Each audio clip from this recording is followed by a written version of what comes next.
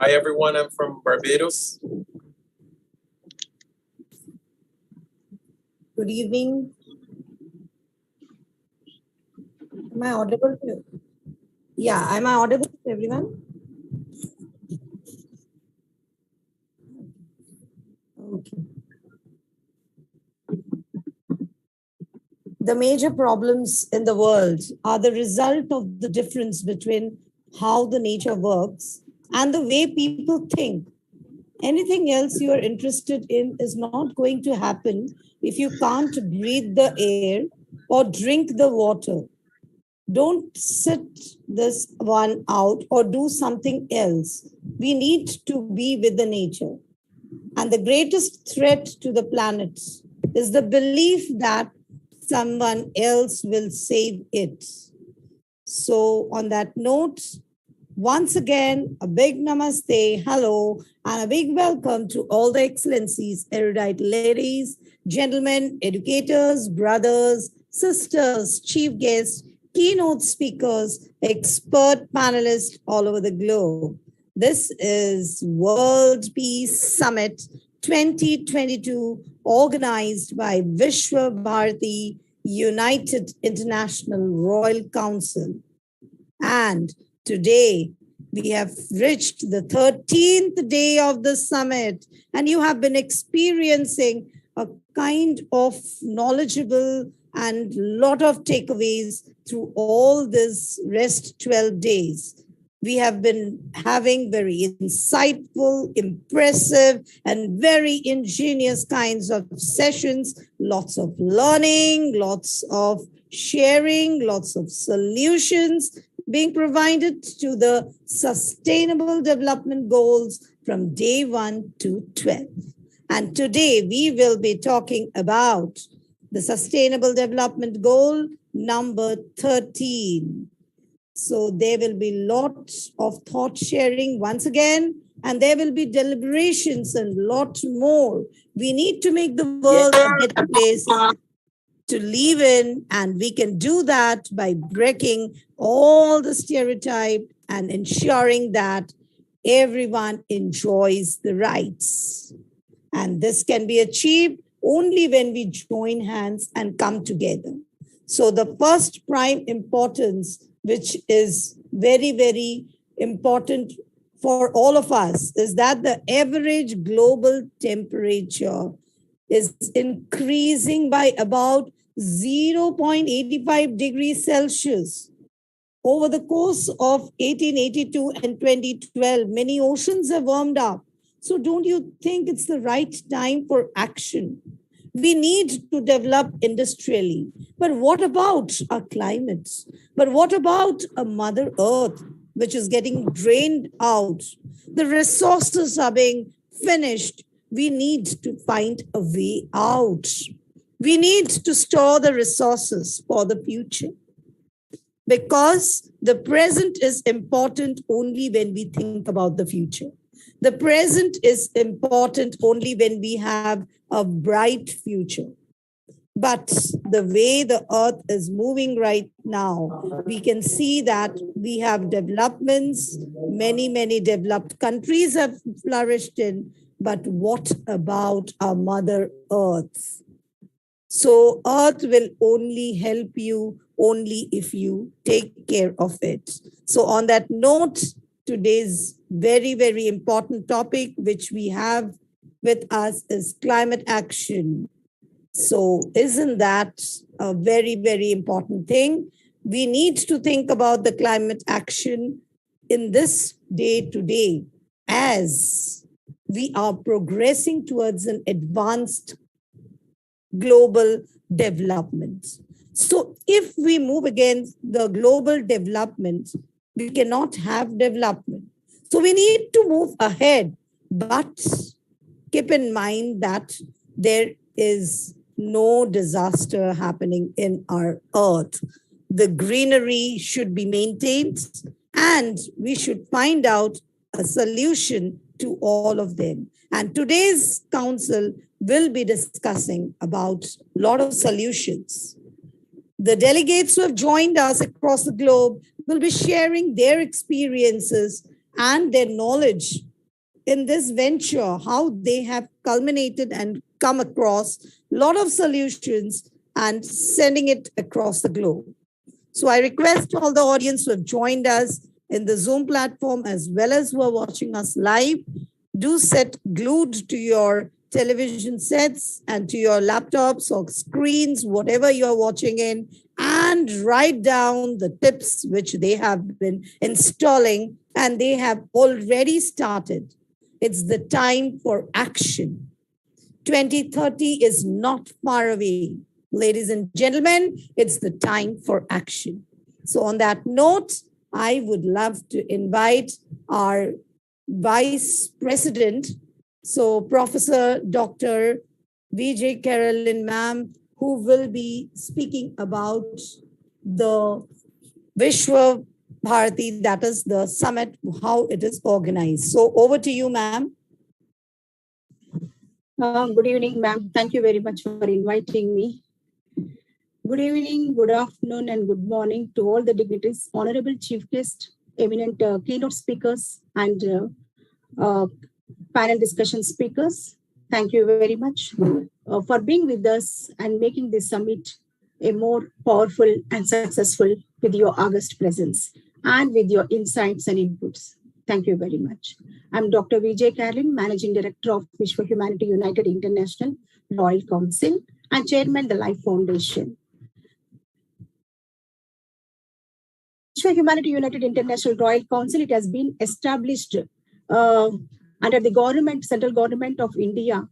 And we have two sister organizations. One is the Life Foundation. The other one is the Telangana Kala Parishad. Telangana Kala Parishad mainly concentrate on migrant workers and farmers, as well cultural exchange. And the Life Foundation focus on vulnerable population, people who are below poverty line.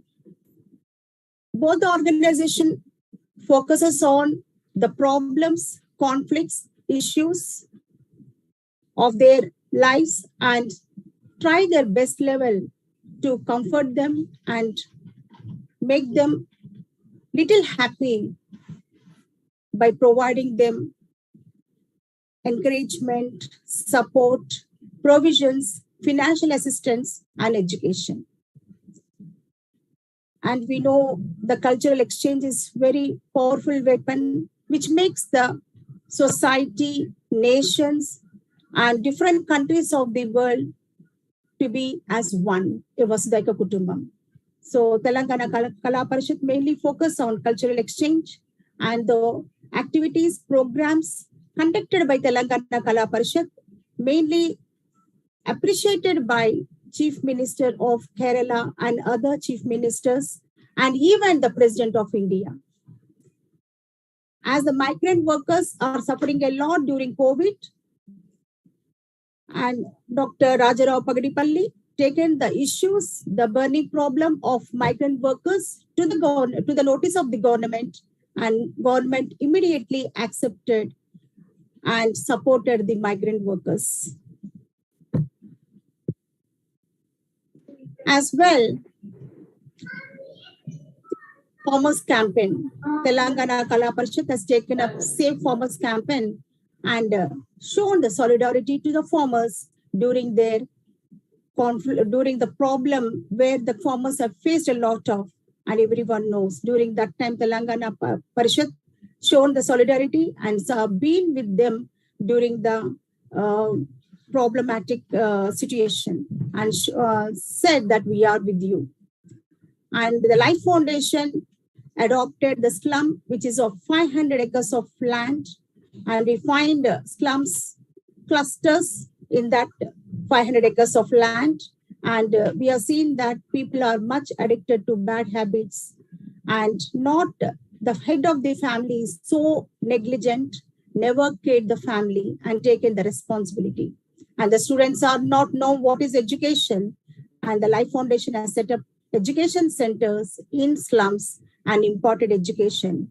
The Life Foundation strives to impart education, make them more responsible and taught them certain morals and values which are very essential, and to be transformed as the best citizens of nation, and they never be remain as anti-social evil elements. In this way, the Life Foundation supported the students, and especially the girl and boy children are imparted education equally. And the women, to empower them, we have taken up tailoring centers, and also very soon we have taken up the projects like beautician courses and chalk piece, candle making. In this way, we want to support women. At present, we have set up the tailoring centers, and the women of the slums are learning the tailoring. And so very soon we are going to provide them certification by the eminent training centers, so that they can have set up their own tailoring or fashion designing and other centers, so they can be economically strong. And also we have taken up many counseling programs to empower women and girl children. And in the slums, especially, girls are not given importance, and they give utmost importance to boys only. So many counseling programs has taken to the parents especially, but at the time male did not turn up, as they are in other bad habits areas like wine shops and all. Only women and grandfather, grandmother, they gathered and awareness programs conducted. These awareness programs help them to make the children to be educated. In this way, the Life Foundation Telangana Kala Parishad, under the umbrella of Vishwa Humanity United International Royal Council, trying to fulfill the needs of the vulnerable population. And we want to have develop or to strive for the great peace, and also empower the sustainable development goals set by the United Nations at our level. So we are making up small baby steps. Very soon, I'm sure we are going to make it a big, and whatever the steps we are told on this Zoom platform, we are making it to turn up into a physical activity. And very soon after the summit, we make up many physical activities to empower the vulnerable population. Thank you very much for giving this opportunity. Thank you so much, ma'am. That was really nice to listen from you, the kind of work which you're doing, the support system, which is very, very important. And that is what Sustainable Development Goals also teaches us. We need to really be in action right now. We cannot keep on discussing and planning and writing down memorandums and the thought process. We really need to come into action, as you and your team had already started with it, bringing it up and taking the problems to the government and finding out a solution to it. And this is what Vishwa Bharati, the Royal Council, is doing by bringing up the summit and taking up so many solutions, so many suggestions given by the eminent speakers across the globe. Thank you so much, ma'am. And now I would like to invite our next guest, that is our very own. We have a very, very gentleman figure, Dr. Rajarao Pagadipalli, who is also the main person, and he will be talking about the World Peace Summit and little bit information about him. If I tell about him, it'll just be like, covering up some points. To say more about him, he's the chairman of the Vishwa Humanity United International Royal Council, the founder and president of Telangana Kala Parishad, the director of operations in India, America, International Education Federation, Global Advisor, Youth Leaders and Ambassadors Network International, the founder of World Peace Commission, the chairman of Global Child Mission India, and his main objective is to serve the organization with sincerity and also taking interest in the challenging tasks. So he is a gem of a person, and always behind every problem solution, he is the solution solver and not a creator. So on that note, I would like to invite Sir on the platform. And Sir, would you please come up and share your ideas behind conducting this World Peace Summit 2022. So over to you, Dr. Rajarao Pagadipalli.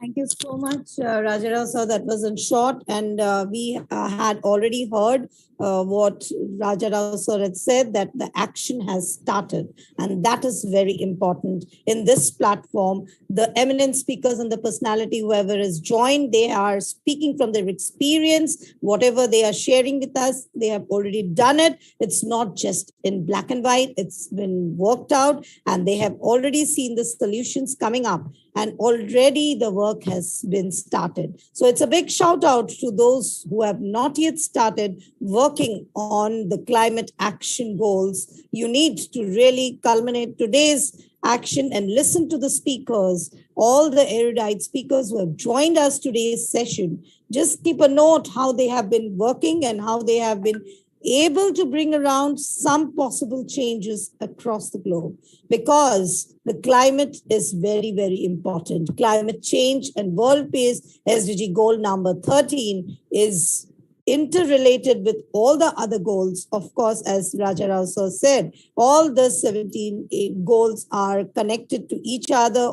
Each and every goal is interrelated to each other. And every single goal is important. But of course, I feel personally that climate is much, much more important. If we cannot breathe a safer air, if we cannot have a proper oxygen, then how can we save the planet Earth? So the planet Earth is dependent totally in SDG goal number 13. So on that note, we have our chief guest today joining us all the way from Macedonia, a very, very eminent personality. So without wasting much more time, I would love to introduce him in very short. He is an organizer, participant in many prestigious seminars, international conferences, forums, public events, agroeconomics, academics, pieces of training, conferences, sport activities. He has won many diplomas, certificates, medals, social recognition for his national and international achievements. He has also written an author of about 30 books, if I'm not mistaken, maybe a few more added to his credit. Because as far as I know him, I'm a good friend of him also. So I hope, Dragon Sir, you have not written any more books beyond 30 books, because the last when I met you, it was 30 books. So after that, did you write some more books? Yes. Oh, yes. Oh, yes. See. So some more books added to his credit. Dr. Dragan Jevanov is an expert, competent, and renowned person for a specific topic, writes scientific articles for Macedonian daily newspapers, magazines, and as a person who has the knowledge and who knows how to convey it properly, Jevanov was still an honorary guest in almost all the Macedonian shows and national television. He cooperates with international institutes in the field of phytomedicine and phytotherapy nutrition. He is thus known and recognized as one of the best young experts in Southeast Europe for phytology and phytotherapy, phytomedicine, agroecology, agricultural sciences, and food. So I can keep on telling about Dr. Jevanov. I think the full evening will be less for his achievements. To sum it up in just few minutes or few lines, I cannot do that.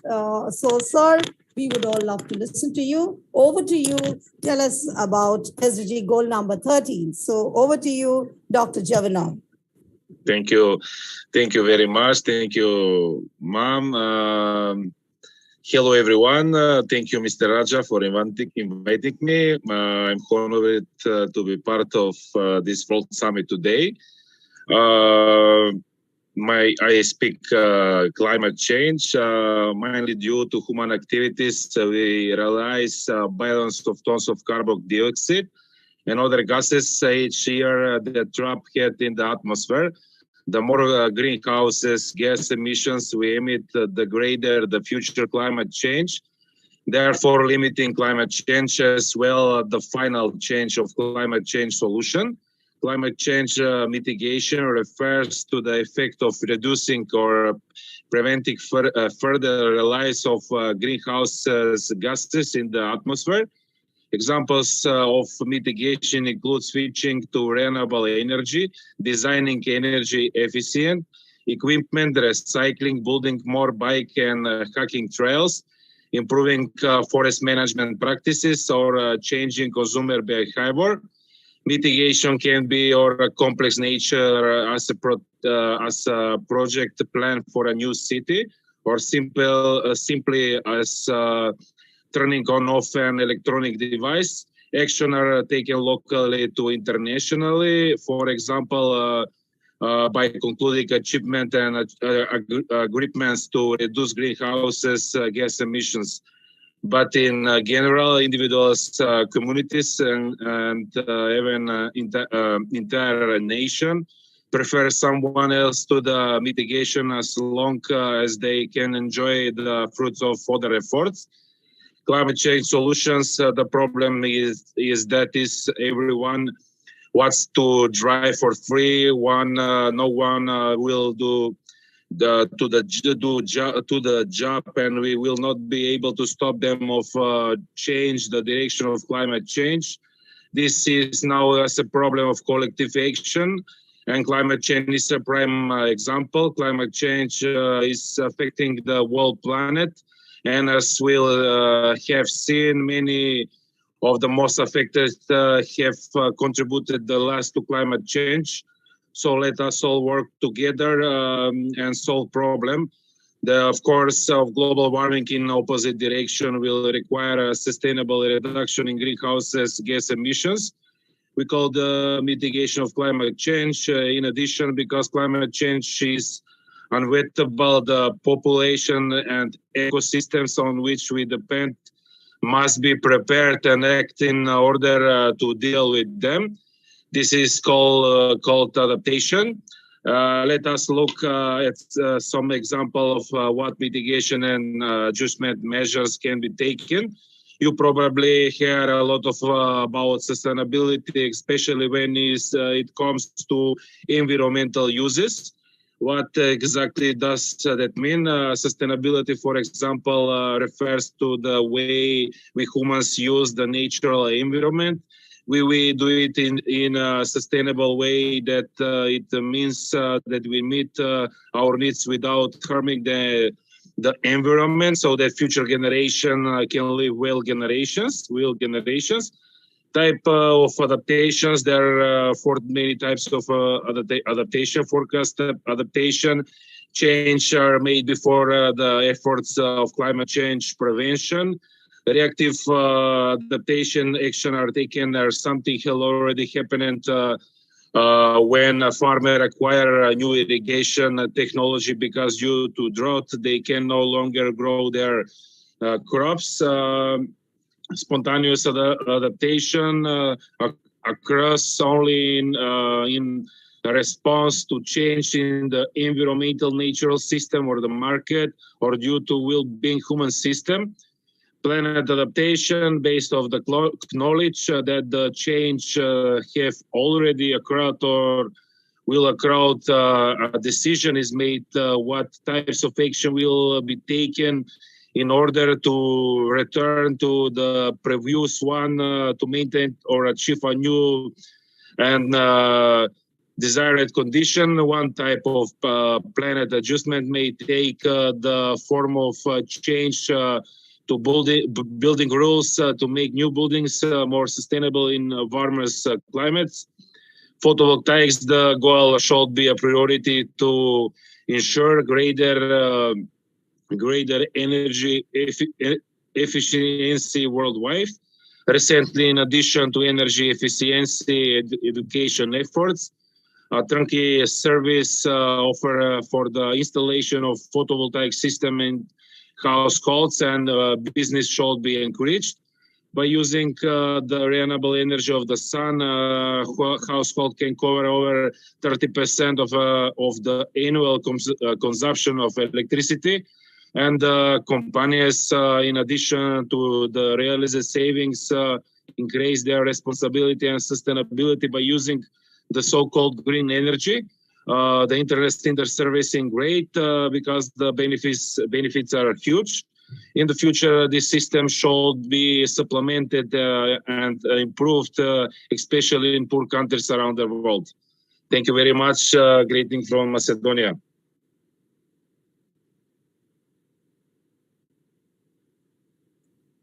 Thank you so much, sir. Yeah, that was a total solution which you had given. And really, climate is not only a factor, it is a solution which we need to find out. And as from Macedonia, we had heard how they have been able to reduce that climate. That is really what is the need of an hour right now. So on that note, thank you so much, sir, for joining us. And I can see many of our comments also been flooded in the Facebook section as well. So thank you so much. Please be connected with us and keep on commenting and be ready with your questions if you have any such questions, so we can have an interactive session towards the end along with our chief guests too. So do not go away anywhere, stay glued as you are. So we have amazing chief guests and lovely keynote speakers who have joined us with their experiences, back full of experiences, and they will be giving us solutions and a lot of problems which have been hidden and right now being brought around for a real change which is desired at right now at the present. So thank you so much, Dr. Javanov, for that lovely solutions and what Macedonian people have been experiencing under such able leaders like you. So if the world is having leaders like Javanov and others, then surely we can move ahead to the goal which we have all dreamed of in 2030 to see a sustainable world development. So thank you so much. So moving ahead with our next speaker, but before that, we all know that what the world has been undergoing. We should all remember that we do not inherit the earth from our ancestors. We borrow it from our children. We should not think that, okay, we have inherited it, so let us spoil it. But it is just that we had borrowed it from our children and we have to return it back to them. So if we can think that, it is at that moment that we will be able to take care of it. The environment and the economy are really the two sides of the same coin. If we cannot sustain the environment, of course, we cannot sustain ourselves. It's quite important.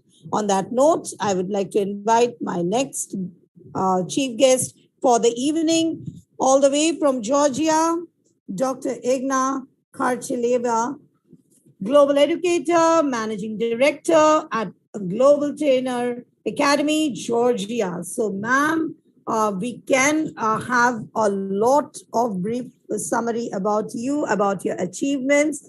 So I would love to listen to you about your SDG goals and what you have been doing about it.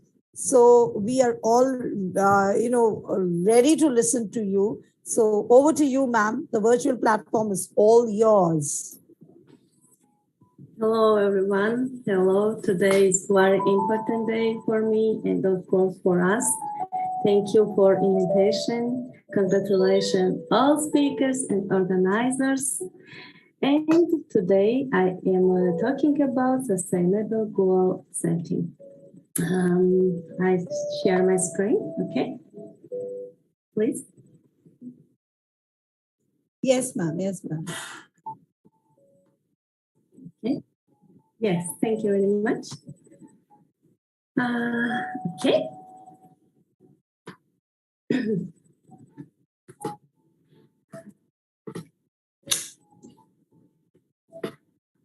Okay. To achieve sustainable development goals, it is necessary for children to occupy central place in the state strategy and action plan. Sustainable development follows 17 goals and 169 indicators, a set on which all UN member countries agree to achieve better and a more sustainable future. These goals refer to the modern global challenges which exist in front of us. They are diversity, equality, prosperity, peace, and justice issues as well climatic and ecological changes. These goals are closely connected to each other, and in order to include everybody in them, it is important each goals and indicators to be performed by 21st. Sustainable development means a community development, and it takes into account the interests of environment protection. It provides humans welfare and the growth of life level and quality. It raises the level and knowledge of the future generation.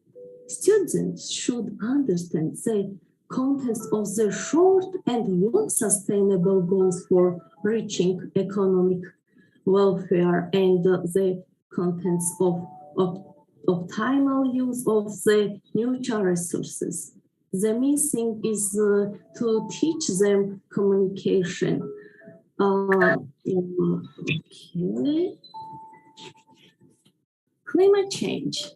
Georgia is experiencing the effect of climate change on a daily basis and its impact on the country's economy and people's lives in the world.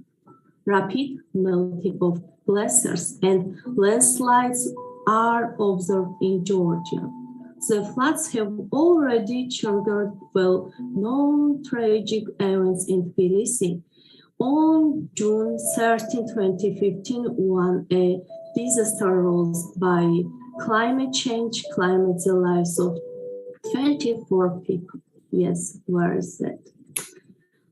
During the pandemic, in the background of the lockdown announced in many countries around the world, production and traffic were temporarily suspended, which along with many negative consequences allowed the earth to browse. We left in Tbilisi as well, where the smoke dissipated and the sky becomes so transparent that glaciers appeared 118 kilometers from the horizon. Such concrete and visible examples help us to understand how we damage the nature environment in which we live. I try to learn all the news because if you want to teach, you have to learn too. I attend trainings, conferences, create projects to provide news to my students and prepare them to enter the arena of life. Besides, I give my students chances to take part in different important competitions.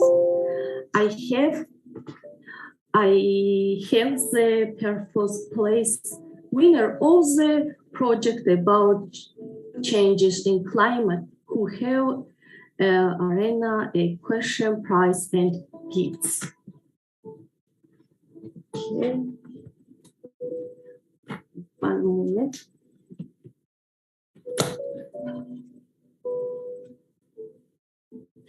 And my students are very, very hardworking, my students, and these are our project about climate change.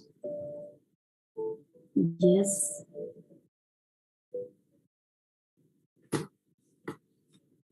Not only do I focus on raising the awareness of my students, but I also try the students of the youth parliament of my region on the goal of sustainable development. The mayor of the region is often invited to this event. The main problem in Georgia is the informative isolation of the regional population and schools. A lot of work is done for this purpose. To achieve all this needs conducting long and step-by-step work as in Georgia. Also, all over the world. Our goal is mental development to approach Europe state by state to establish sustainable development along with European values. Therefore, we teachers are obliged to deliver novelties and teach important values to our students. And yes, I went through 10 days online training course on the issue of sustainable development. I created the project that was positively evaluated, and I received books with the cities as a gift. This is really happiness, as I have the written material to teach this important issue more cheerful and efficient. I want to write one more. If you want to teach, you have to learn. And today, in 21st century, it is very, very difficult to change and protect nature for the better. But we can reduce and limit the actions that harm our planet as many trees as possible. Reduce the number of cars. Do not use chemicals for soil. Garbage should not buy them legally. Recycle waste that can be best resources. Yes, my dear friends, now this is a part of my project I work on. I try to make my students successful. I want them to raise their knowledge, not only geography, but generation. I try to make sustainable development goals property for them. I have finished my presentation. Thank you very much. I wish you good luck, everyone.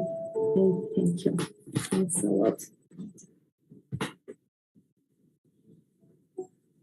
Oh, wow, ma'am, that was wonderful to see your presentation, and you have given a vivid a picture of what you have been doing across and with your students.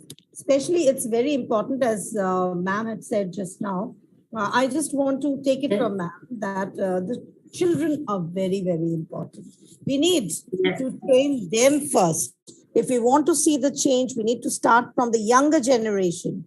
If they understand it better, then the world will surely be a better place to live in. So you have been doing several projects, ma'am, with the students, as I've seen in your reports. And you have also said that in the 21st century, it is difficult to change and protect nature for the better. But at least we can reduce and limit the actions that harm our planet. That's really very, very important. We really need to reduce. We are not asking you to stop the progress. We are not asking you to stop any sort of development. You keep on doing, but at least we can reduce and limit the actions. So we can, ma'am has also given solutions. Thank you so much, ma'am, for giving those lovely... And also I'm geography teacher, and because for me, wow, important topic, and I am always trying in my students' projects. Yes, wow, that's amazing.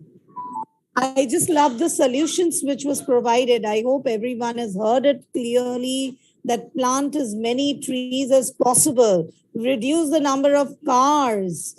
Each family, only one car, or probably in 2-3 houses, you can share the car and move out.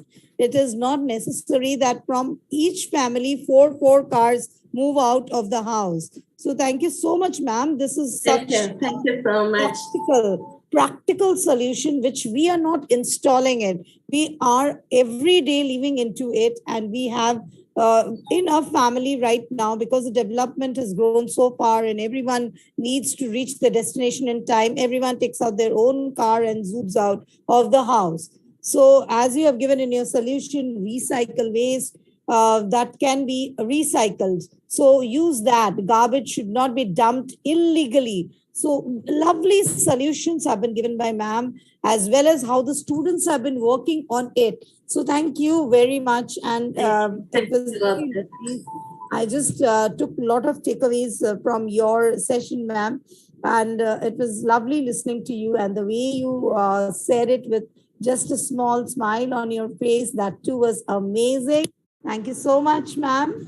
And now I would move ahead with our next chief guest for the evening, Dr. Folan Mombo from Philippines.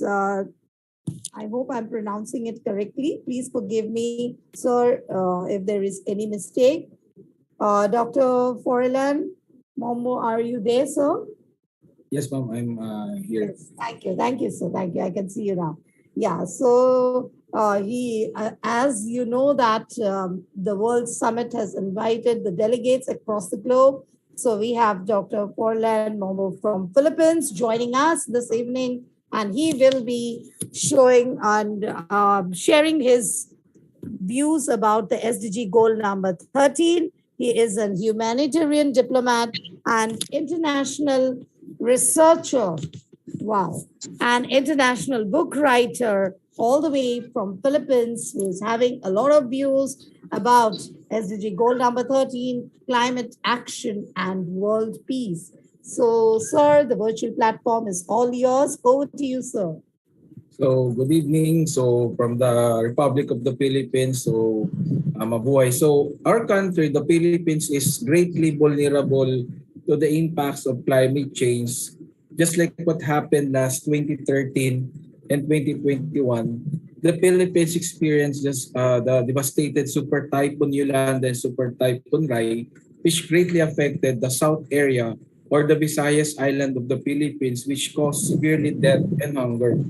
So without concerted global and local action, part of the challenges of our country will be able to face as a result of the climate change, which are expectedly to intensify, which will be part of the medium or long-term plan. That's why, in response to what has essentially become part of the global crisis, as our government has enacted, which is headed by our President Rodrigo Duterte, the Climate Change Act, Republic Act of 9729, which provides the policy framework to which to systematically address the growing threats to community life and its impact on the environment.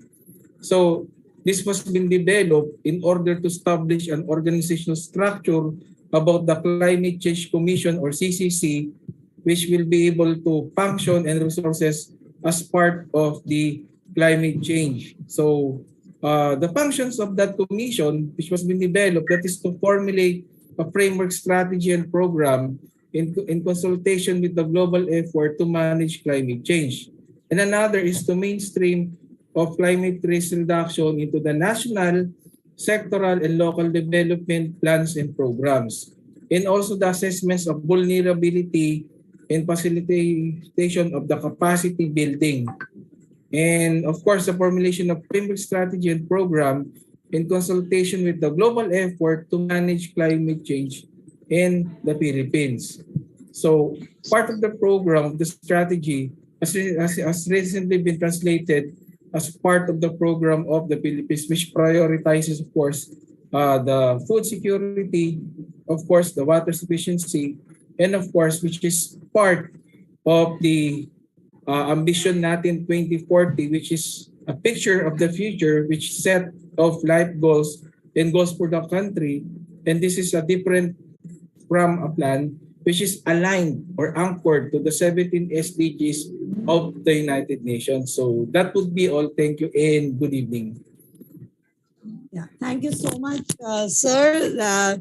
It's really nice to listen that all across the globe, not only in India, but across the globe, whether it's Macedonia or whether it's Philippines, already the action has started and we are moving ahead for the Sustainable Development Goal.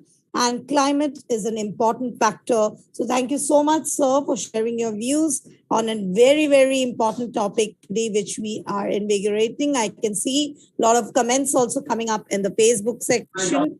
wherein all our viewers are giving so many solutions. And thank you so much for joining us. Watching from Lagos, Nigeria. I can see people joining us from Nigeria. We have a lot of people joining across the globe. Yes, of course, Dr. Jovanob. For you also, we have several comments in the comment section. So thank you so much for joining us, all of you. And on that note, taking ahead with the climate version, as we cannot avoid the climate, and a sincere gratitude to all our guests who have joined us, that taking this action, all the SDG goals demands that the kids should be trained into it, because the younger the minds, the fresher the memories. And if we can install all of them in the younger generation, then we can solve all the problems at a very, very proper note. The greatest threat we should always remember to our planet is the belief that somebody else will save it. Why not turn it to you yourself? Why not we take up the initiative and stand for it? So on that note, I would be inviting our next chief guest, a very, very dynamic personality. We have with us here Dr. Ashish Kumar Panda, sir. So thank you, sir. I've been seeing you from the beginning of the meet. You were there, and with your lovely smile and all the time listening to everyone. And I am really, really curious and to listen to you and your views about SDG goal number 13.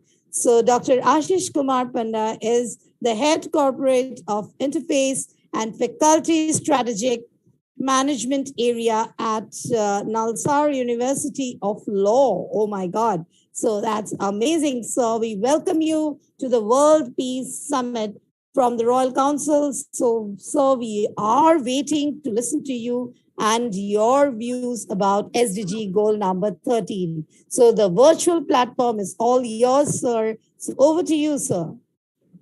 Thank you very much, Professor Rachna, and it's really a privilege to be a part here. In fact, I am learning a lot. I didn't know so much about climate change, actions in climate change. I'm really thankful to Dr. Dragan, Dr. Inga, and Dr. Paul for their insightful explanation on how things are happening here.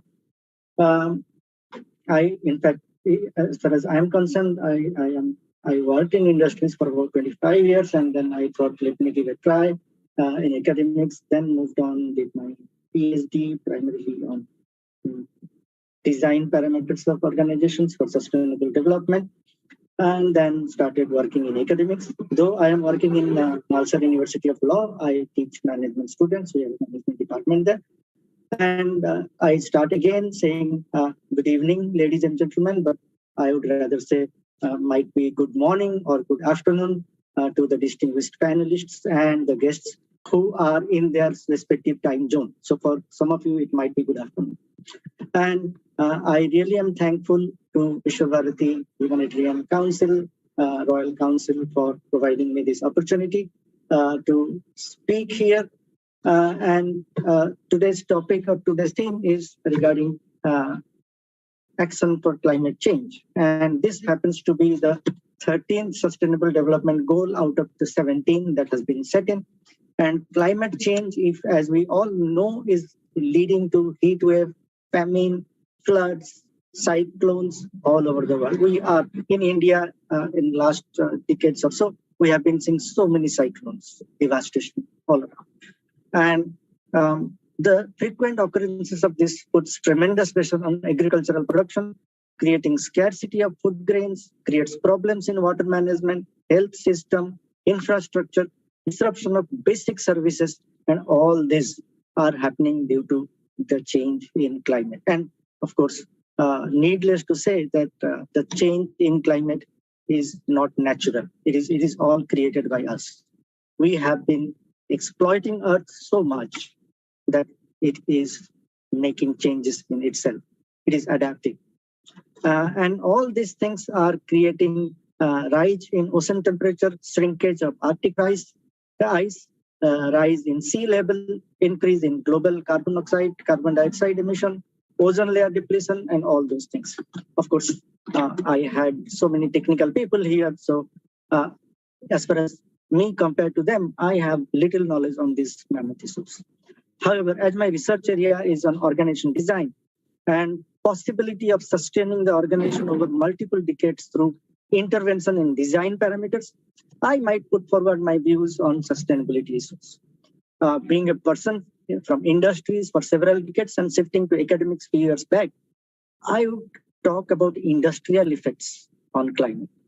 When I started my research and started collecting data from various organizations, tried to analyze and felt that yes, after getting through some conclusion, I said that if we can design, if we can pick the design parameters of an organization, it is going to be successful. Okay, but if I look back on my finding after several years, I think there are so many other things to explore. That's not the only thing. Internal factors are not the only thing for success of any organization. Several years after I finished doctoral program, when I look back and try to understand the possibility of success and survival through internal design lenses, I realized that this probably is just about 10% of the total success. Okay, I'm getting closer to the laptop. Any business works through its internal competence and external business environment. Thinking of perfectly predicting business environment or having handle to control the same might be momentary. I'll come back to this later. But when we're talking about actions on climate change, we are talking about various goals brought through UNFCCC and action towards the same. However, are our business organizations working towards the same? We are in a mode of fierce competition all the time. Firms love to choke their competition through grabbing as much valuable resources as possible, causing overexploitation of resources, which leads to degeneration. What we really need is regeneration of resources so that we can survive long and we can also make our Earth survive as it was. And this reminds me of two great scholars, one from India, Chanakya, or known as Kautilya, who wrote Arthashastra, and Machiavelli from Europe. And their famous books on governance, such as Arthashastra from Chanakya, The Art of War, The Prince from Machiavelli, where they actually propose the mode of governance. And they say that if your opposition survives, it's a threat. So it is better to kill the opposition. And unfortunately, in business world now, that might be apt, that might be appropriate at that point of time when there are several kingdoms fighting with each other. But that might not be appropriate right now, when for the sake of competition, we are forcibly overexploiting our resources.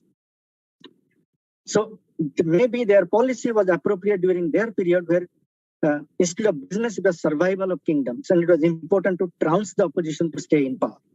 This principle is being religiously followed in business now in many sectors, where it is popularly known as strategic conflict, and firms are fighting tooth and nail while destroying regeneration in the process.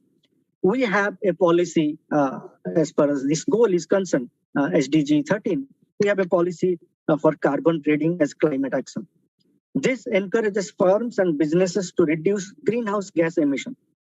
But there have been many findings, many scholars have written about this. Many scholars wonder if this really helps reaching the goal. Rather, it encourages firms in emerging and underdeveloped countries to carry out activities to reduce emission. Means people in emerging economy and underdeveloped economy, they do some action so that emission is reduced.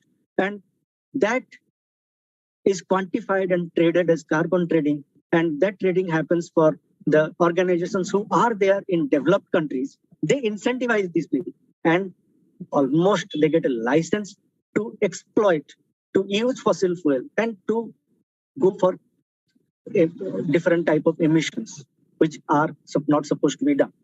So rather it encourages firms in all these things and are incentivized by firms in developed countries based on which they in one way get license to use fossil fuel and release greenhouse gas.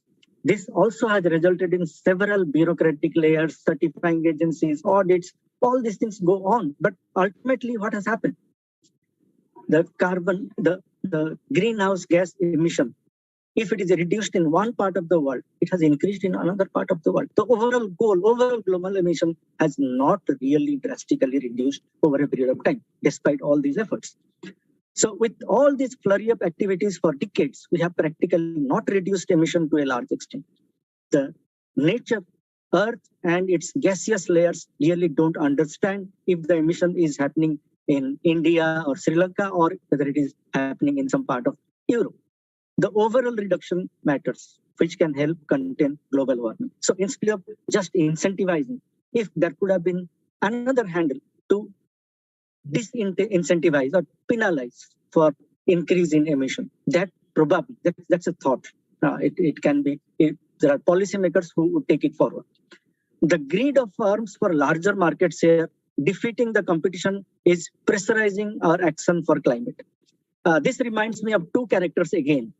One is our Indian Hindu mythological character, whose name was Bhashmasur. Maybe the people outside India, they might not have heard about it, but he had a magical power given to another god who could give him the magical power that anything he touched will burn into flames and become charcoal, smoldering charcoal. And he tried to use this power to defeat the opposition and be the supreme commander of earth and heaven. But his greed led to touching his own head, which destroyed him himself. So he could not sustain himself through his own touch.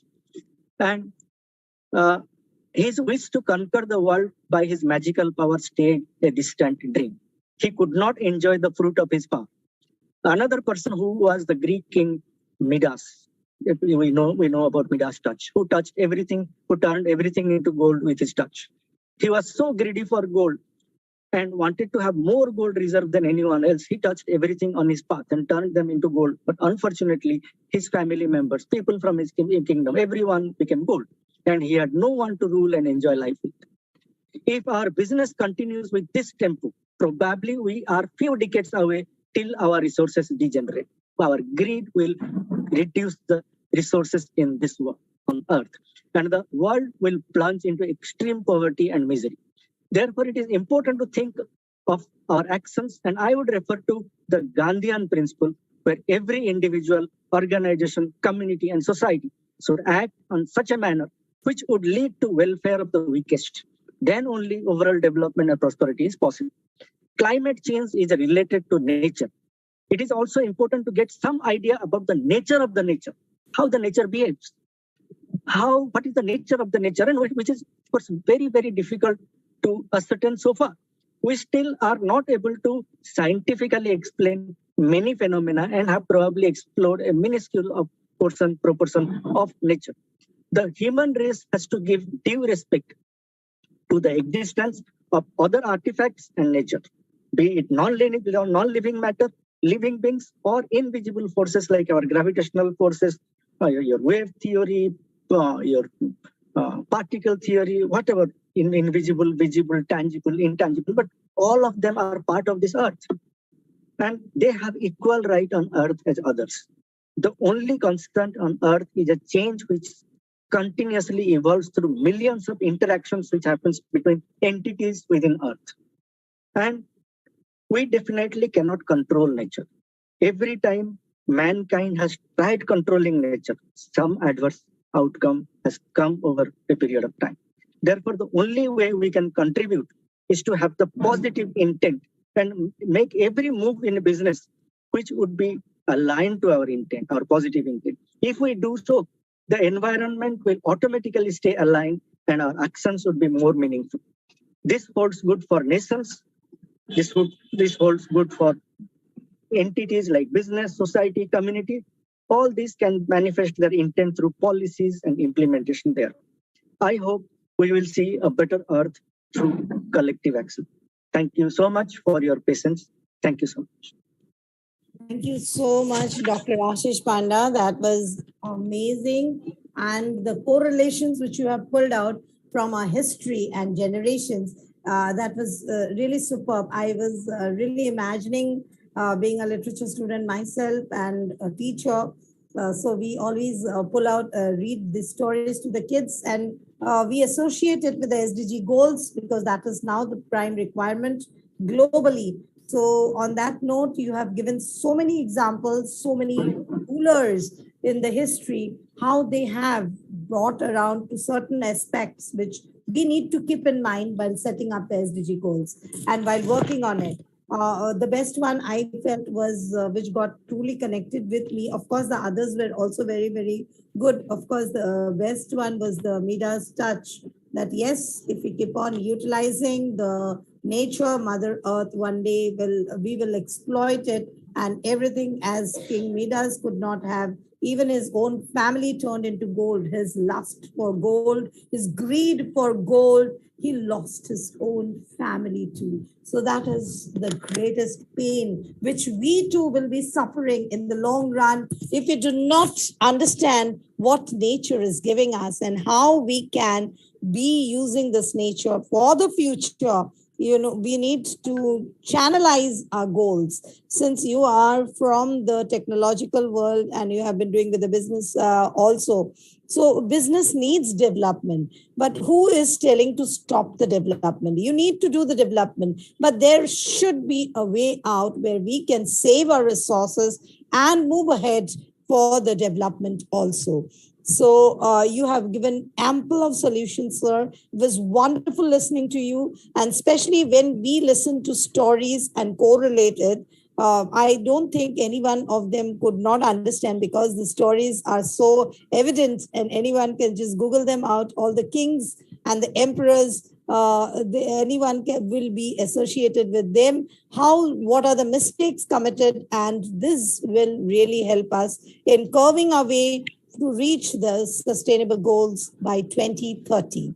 So thank you so much, Dr. Panda.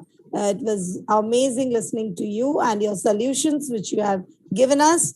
And as I always say, that the solutions which the Vishwa Bharati is giving us, the platform in this Royal Council, we are getting ample of solutions to the problems. So we need to work on it. We need to get together.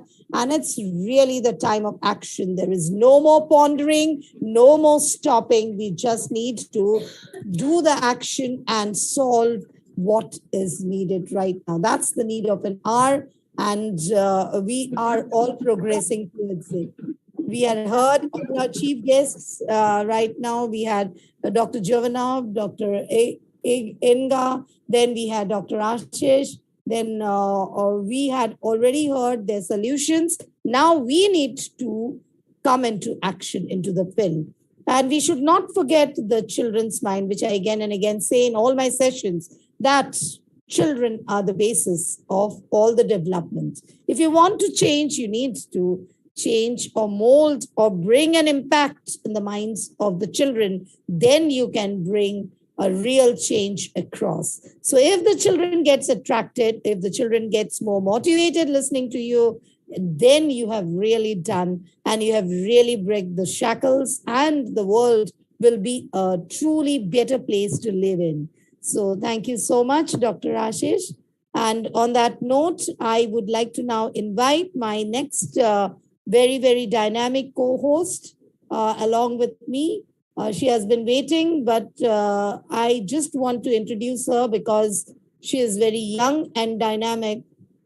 She is just in college right now, and she is associated with a lot of social work and a social activist, a completely person who is studying in political science. She is none other than Manvi Gupta. She will be taking over the platform and introducing all our eminent keynote speakers. So Manvi Gupta, the platform is all yours. I invite you to take the virtual platform from now. So over to you, Manvi. Thank you. Thank you so much, Rachna ma'am, for inviting me here. It's such an honor to be a part of SDG 13. And, it's such an honor. I feel so good to welcome all the panelists, all the chief guests we have in this beautiful evening. So we all know what sustainable development is. Sustainable development is basically using the resources in the current time and also saving them for the future generation. And as Rachna ma'am, you said, we have borrowed the planet from our coming generation. We haven't inherited it from our ancestors. So yes, we need to save Mother Earth for them as well. We can also see the hike in petrol prices, diesel prices, which are indicators that we need to work on sustainable development and our earth. We need to work on these things to protect them. So moving on, continuing the event, I would like to pass on the mic to our next chief guest, Ambassador Simon Olusola Galewi, who is a SOG carbon capture specialist and wonderful international speaker from Nigeria.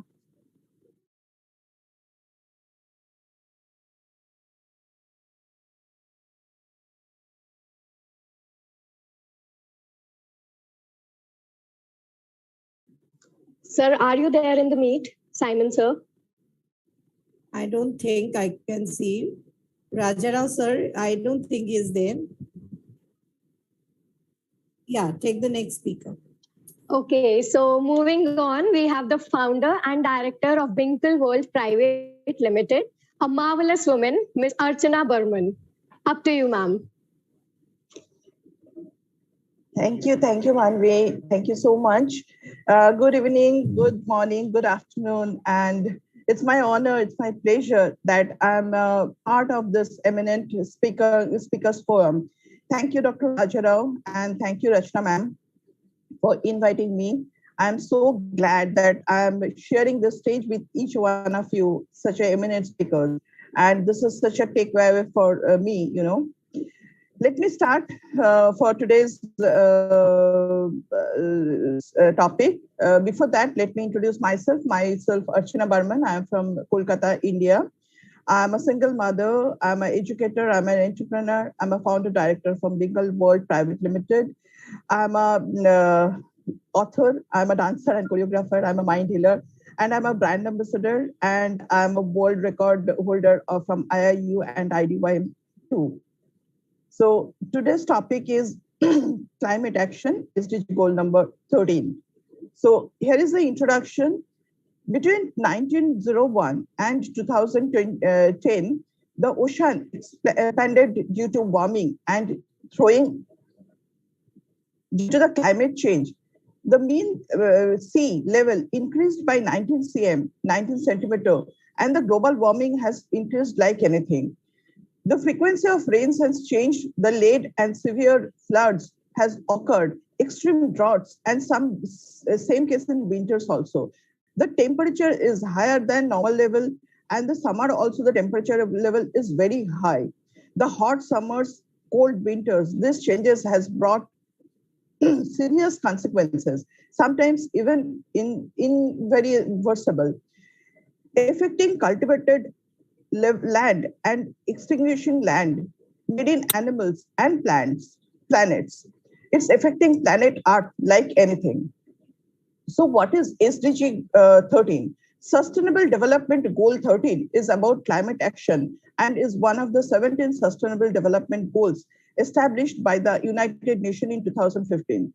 The official mission statement of this goal is take urgent action to combat climate change and its I'm very sorry.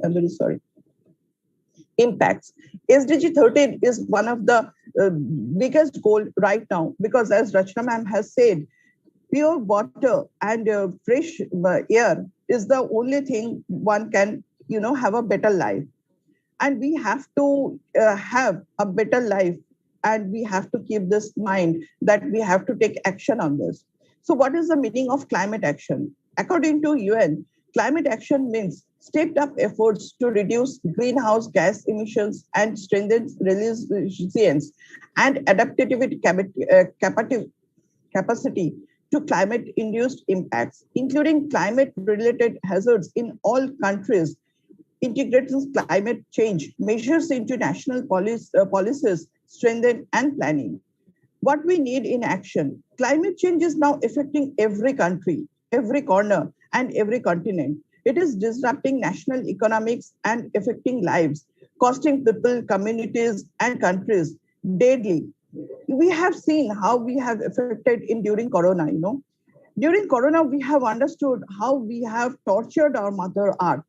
During this lockdown, we all used to get the WhatsApp messages and used to see the fresh weather, the fresh nature. And we all used to think, actually, Mother Earth has punished us. And she only wanted to tell us, you have taken me for granted. Now this is the punishment you are getting from me. So we have to think that we are living on Mother Earth. The way we are taking care of our own mother, we have to take care of our Mother Earth also. People are experiencing the significant impacts of climate change, which include changing weather patterns, rising sea level, the more extreme weather level, the greenhouse gas emissions from human activities and driving climate change is continue to rise. They are now at their highest level in history. Without action, the world average surface temperature is projected to rise over the 21st century, and it's likely to surpass 3 degrees Celsius in this century. With some areas of world expected to warm even more, the poorest and most vulnerable people are being affected the most. So we have to take immediate action on the same. Now, let me talk about the Paris Agreement on climate change. This historic Paris Agreement provides an opportunity for countries to strengthen the global response to the threat of climate change by keeping a global temperature rise this country well below 2 degrees Celsius, and to pursue efforts to limit the temperature increase even further to 1.5 degrees Celsius. It entered into force on 4th November 2016. The UN countries to encourage all stakeholders to take actions towards reducing the impacts of climate change. The Paris Agreement on climate change officially entered into force on 4th November 2016 after 55 countries accounting for 55% of total global greenhouse gas emissions deposited their instruments of ratifications, acceptance, or approval with the UN Secretary General. As of June 2020, 195 signatories, 189 countries have already joined the Paris Agreement. How does climate change and Paris Agreement linked to SDG 13?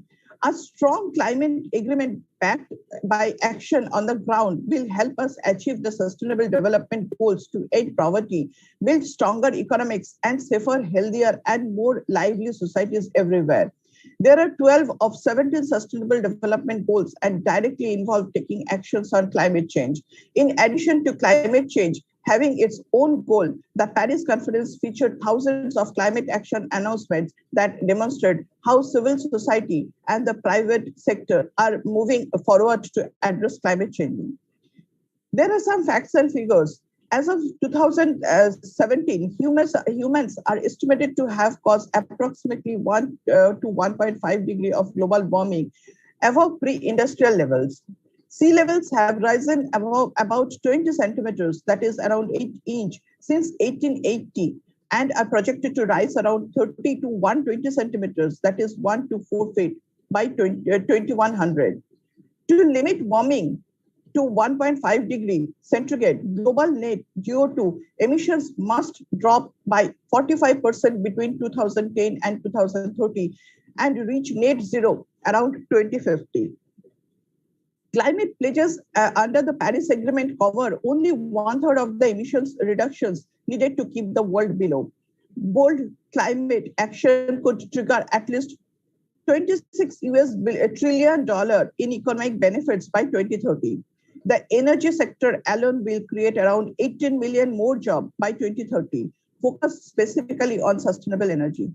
What are the 3 goals this climate action plan are having? A strong climate agreement backed by action on the ground will help us achieve the sustainable development goals to end the poverty, build stronger economics, and safer, healthier, and more inhabitable, livable societies everywhere. So what all things we can really do towards climate change? As already Inga ma'am told and Rachna ma'am also said, that we have to take care of this. We have to plant a lot of trees. We have to eat less meat and lots of vegetables. We have to use less cars. We have to, use less fuels, reduce the energy use, respect and protect the green spaces, invest the money responsibility, and cut the consumptions so that we can keep our future generations safer, healthier Mother Earth. Let me tell you that Rachna ma'am was saying that we have to teach our next generation how to take care of Mother Earth. But I am a fortunate mother that I have learned this from my daughter. She always, wherever she goes, she never throws anything on road. According to that, she said, even we are paying the road tax, we are not supposed to throw the garbages on the road. We have to plant the trees. We have to take care of the stray animals. We have to take care of every living beings on earth. So that's how, if every children think, the earth will be a better place to live. Thank you so much. That's all from my side. Rachna ma'am, it's over to you. Thank you once again. Thank you so much, Archana ma'am. Yes, I fully agree with you. The frequency of rain and the climate change is so not bearable right now. We can see Rajasthan is a desert and Manvi, we are not able to hear you. You are muted. Sorry. Yes, ma'am. Archana ma'am, thank you. Thank you so much for the wonderful presentation. And I fully agree with you. The climate change is not bearable right now, the frequency of rain and everything. We can see Rajasthan being a desert, there is flood. And in Mumbai, which is very close to ocean, we have droughts over there. And like you said, the Mother Earth has its own way to punish us. Yes, we played with the balance of Mother Earth. So the Mother Earth played with us in this lockdown and she created her own balance herself. And yes, the poles are melting. It is said that Venice would be submerged underwater by 2030 or 2040 because of the poles are melting, because of the glaciers are melting. Polar bears have to suffer. And yes, the Paris agreements and the facts that you proposed are enough to open our eyes today. And if we are still sleeping. Now we have, thank you so much, ma'am. We have Ambassador Simon Olusola Galavi sir back with us. He is a SOG carbon capture specialist and wonderful international speaker from Nigeria. Please enlighten us, sir. Over to you. Thank you very much. I first of all give a big appreciation to our very own doctor, that is organized the program. I also appreciate our Dr. Akaboman, our moderators, and every speaker that I'm speaking from this month ahead of me. I say thank you very much. Okay, can you? Okay. My name is Amados Dr. from Lagos. I'm here to speak on climate action and the solution that we have to her. The carbon capture the administrator of WZZ is for 20 cents to buy. I am here to give the solution that we have to buy more as I pray that we shall all enjoy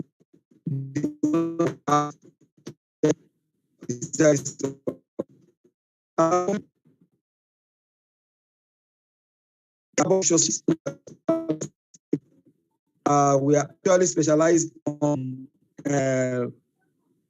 carbon capture, specialized on climate change, and that is why all our the way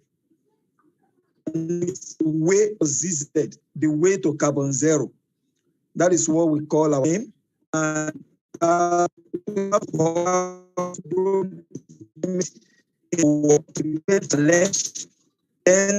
are going to 11 years ago. And our author is Domio Zepoji, and I am the administrator of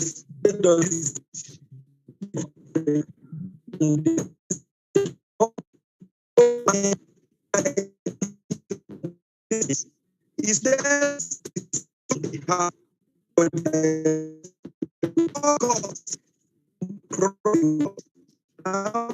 this problem that we before we talk to them, is fading. You know, all the count that we have been burning, all the chemicals that we have burning, all the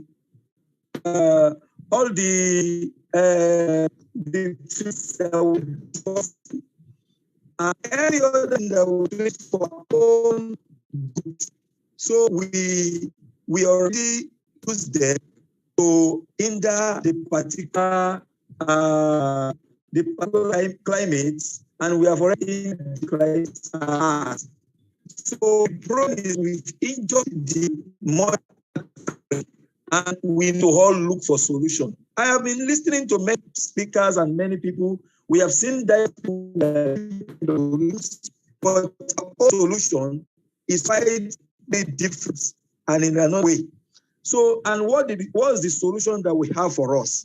Firstly, the solution we have is that we believe that if we can start sourcing water from the biosphere, I mean from the climate, if we can start sourcing water from the biosphere and stop digging well, we will stop contributing to the problem, the climate. Stop giving, if then stop every.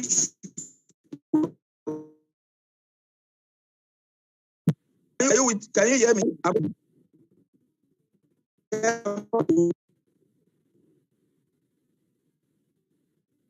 Okay.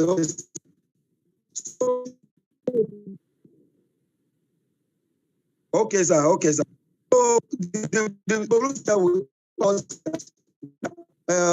are going to give us solution how we dry water, capture carbon in the atmosphere from the climate, then we synthesize, and after synthesizing it, this is to generate water that we can give to people to drink. Then thereby we are creating kind of harmonization between the atmosphere and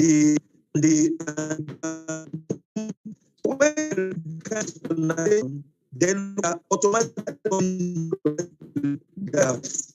So, and the solution is we have a nanotechnology.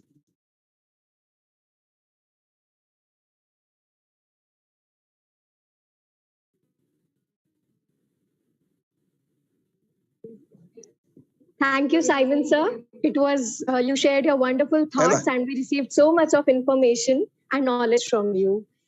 Coming up to our next panel speaker of the evening, I would request Ambassador Fadila Melian Shelsa, founder of the World Voice International and Youth Development, to take over the dais and enlighten us on the context. And please forgive me, sir, if I pronounce your name a little wrong. Thank you. Over to you, sir. Okay, thank you so much for your opportunity. Thank you so much, Dr. Rajarao Pandipadi, for inviting me. And then I want to talking about what causes climate change. I will explain a little about the notion of climate change. Climate change is a condition in which the climate change drastically over a long period of time and to a large extent. Some signs of climate change include rising earth temperature, rising sea level, and extreme weather, as well as several other climate disasters. The climate change can be caused by natural conditions or due to human activity.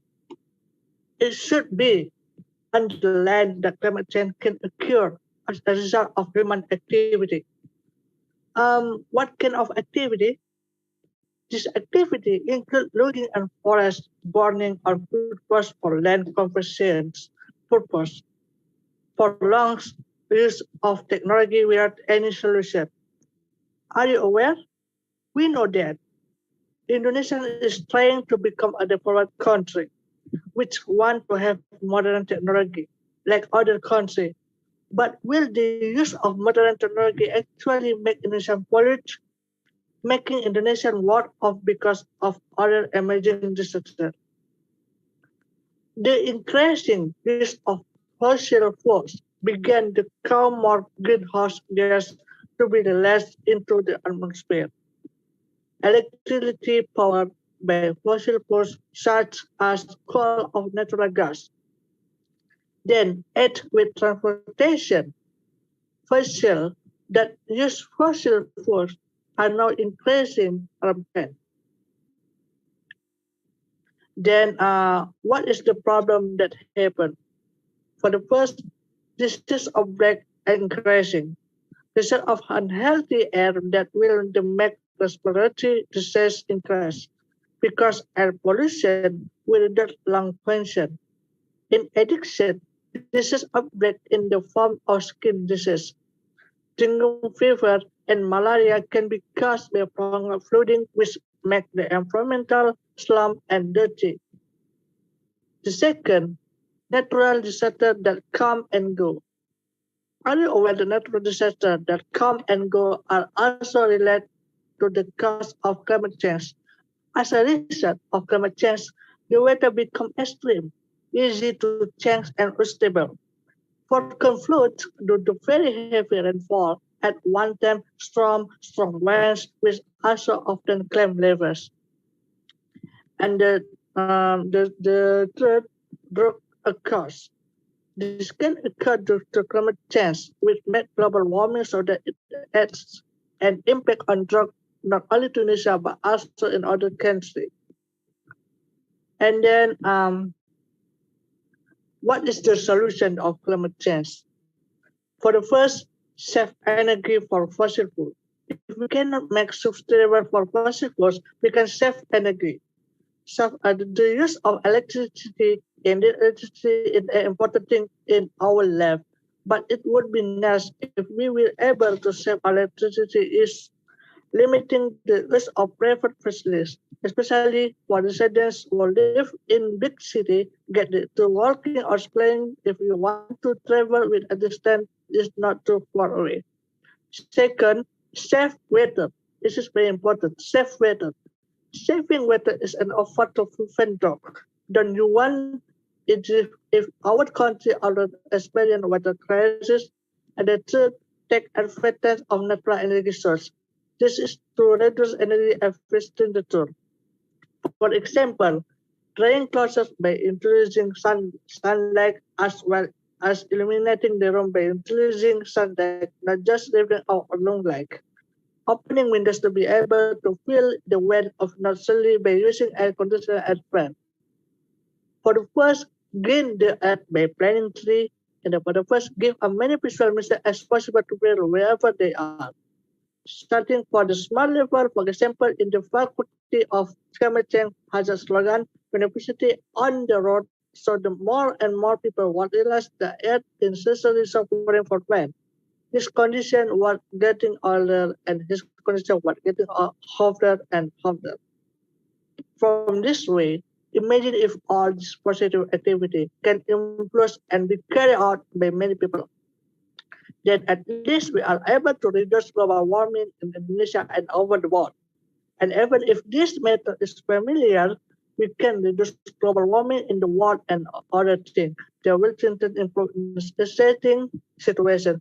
So are you ready to save our earth for climate change? And we are ready for the save our earth for climate change. Thank you so much.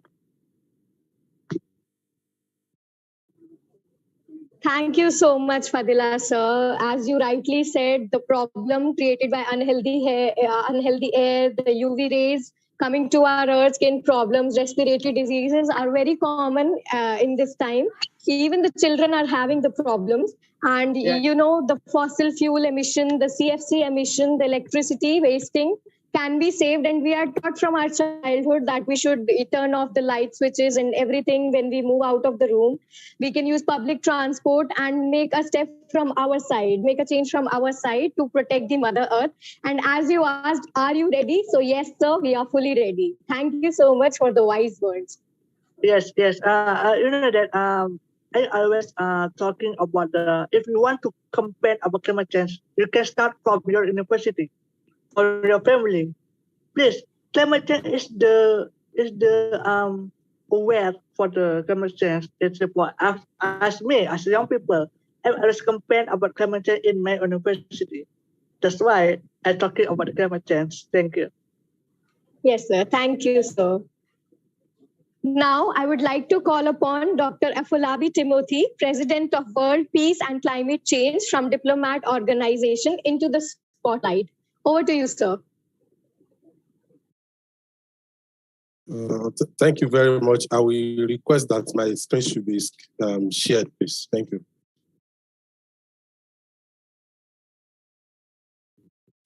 I request the host. Okay. Thank you.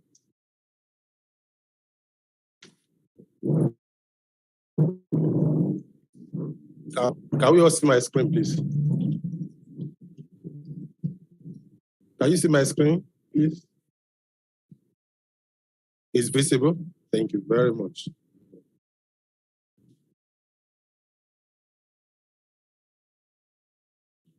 First and foremost, I want to appreciate our brother, the president of the chairperson, World Peace Commission, Dr. Rajat. We appreciate you for granting us this privilege to be present in this World Peace Summit 2022. I want to appreciate you for what you have been doing in contributing your quota to sustainable development goals and see to the realization of Agenda 2030 using your organization. Thank you. I'll be speaking on climate actions, both key to tackling global issues, especially on peace and security.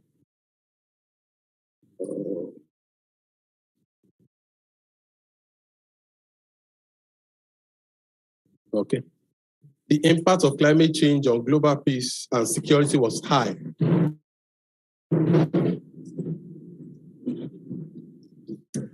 Was high on the agenda of the world leaders at the COP26 UN Framework Convention on Climate Change held in Glasgow in the year 2021. Sorry, it's raining here, so we are enjoying the cool weather this evening in Nigeria. Please bear with me. As UN Secretary General said in his landmark State of the Planet speech, climate change is one of the biggest dangers to peace. The fallout of the assaults on our planet is impeding our efforts to eliminate poverty and impending food security, and it is making our work for peace even more difficult as the disruptions drive instability, displacement, and conflicts. UN environment programs emission gap report 2021 shows that current commitments by countries put the world on track for a global temperature rise of 2.7 degrees Celsius by the end of the century. According to the Intergovernmental Panel on Climate Change, even an increase of 2 degrees Celsius would have a major impact on food security and human health. Since 1946, the year after the founding of the UN, the absolute number of world deaths has been declining, and conflicts have become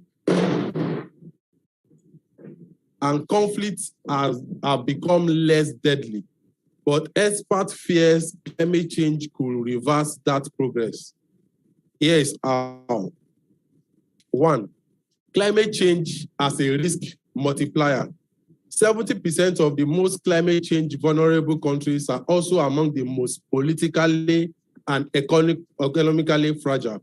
And almost half of the 15 centuries and almost half of the 15 countries most susceptible to climate-related risk post a UN peacekeeping or special political mission. Although climate change may not always be a direct cause of conflict, it can multiple development. It can obstruct access to water, food, health, and housing. People who are already in vulnerable situations, including those living in poverty or in situation of conflict, may experience impacts more acutely because they have less capacity for coping and fewer resources with which to build resilience. Second, climate change adds pressure on state and community structures. Climate and extreme weather events requiring state institutions to redirect their attention and resources. Meanwhile, the decrease in livelihood opportunities caused by a changing climate can expose household and community level vulnerabilities, impact livelihoods, compound economic inequality, and erode social structures that would normally offer support and protection.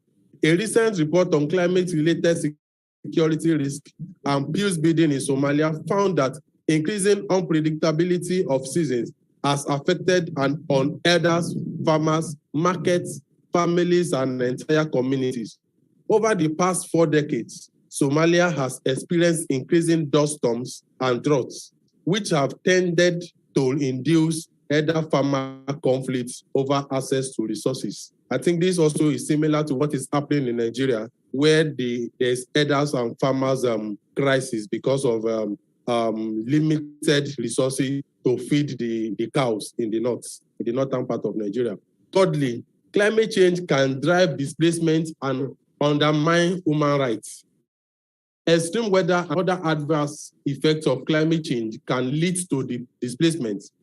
The latest global report on internal displacement found that in 2020, 30 million people were newly displaced as a result of weather-related disasters, compared with 9.8 million as a result of conflict and violence. In addition to being uprooted from their homes, internally displaced persons tend to be poorer and less food secure. A recent report by the World Bank found that as many as 260 million people could move within their own countries due to slow onset climate change impacts by 2050. The enjoyment of civil, political, economic, social, and cultural rights may also be compromised. Climate change leaves women especially vulnerable. That's my fourth point. Research has shown that women suffer disproportionate from the impact of climate change for various socio-economic and cultural reasons. A study led by the Office of the High Commissioner for Human Rights found that in many developing countries, most smallholder farmers are women whose livelihoods and food sources are at risk from climate change. Climate change is causing rises in sea levels, temperature, and acidity, which are depleting fish population and compromising the livelihood of women involved in fish catching, processing, and trading. Food insecurity caused due to climate change affects women's health differently because of their nutritional needs during pregnancy, lactation, and childbirth. Climate-related disaster can decrease the quality and availability of sexual and reproductive health services.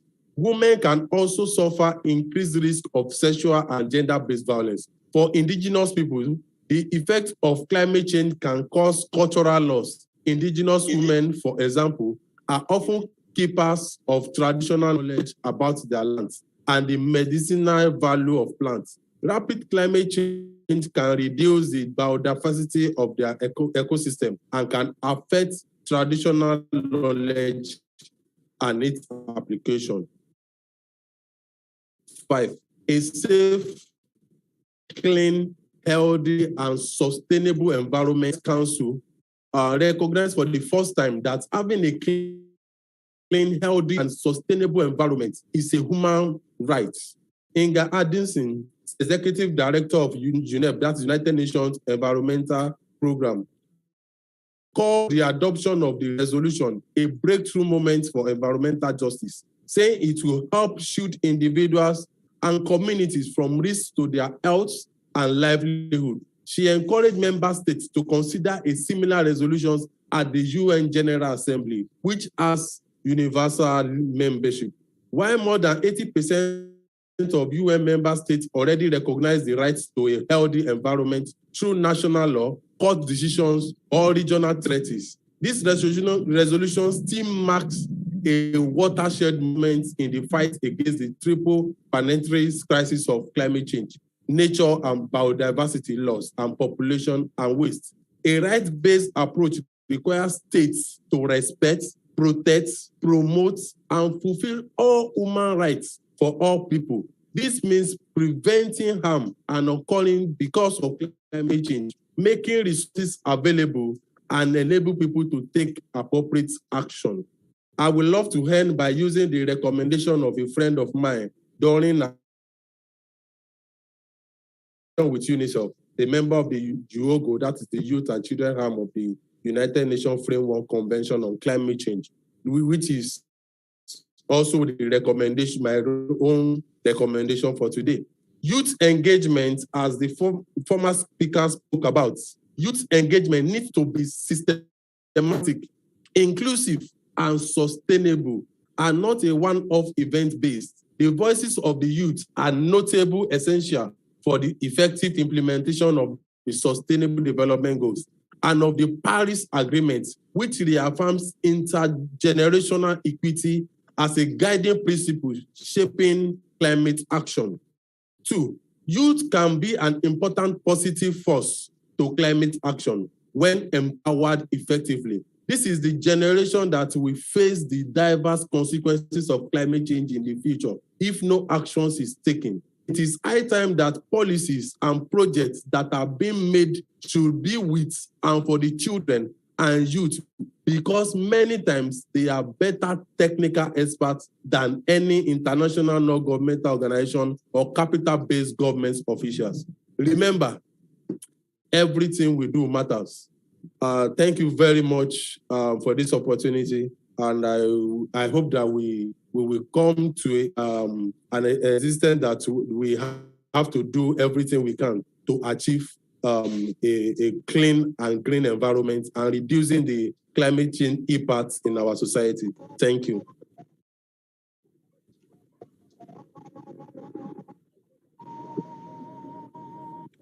Thank you so much, sir. That was a wonderful presentation on tackling global issues by your side. Just like COP26 UN Framework Convention on Climate, UNFCCC was also introduced for the greenhouse gas emission in 1990, and then in 1992, Kyoto Protocol was made a part of it. The effect on farmers, herders, and agriculturalists is a lot seen in India as well. The farmers do not get the water for agriculture because of the low level of underground water. And same there, the situation is there in Somalia. The human right, yes, safe climate, safe environment, healthy environment is a human right, and it is probably there in every country's constitution. And the government cannot lend us a safe environment, healthy environment, until and unless we are not capable of managing a safe environment, keeping the earth clean and safe for us. And yes, youth engagement is also the biggest part in changing the environment, because we need to plant the seed in youth so that we can change the future, because they are the future of the country. Moving on, continuing the summit, I would like to request Dr. Joseph Legend into the Broadway. Dr. Joseph is an ambassador in United Nations Organization, president and CEO of the Legends Foundation. The mic is yours, sir.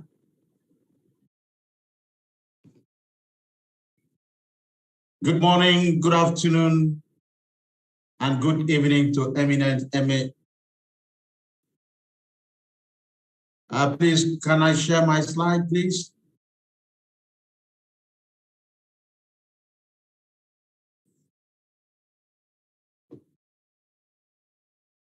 Can I share my slide, please?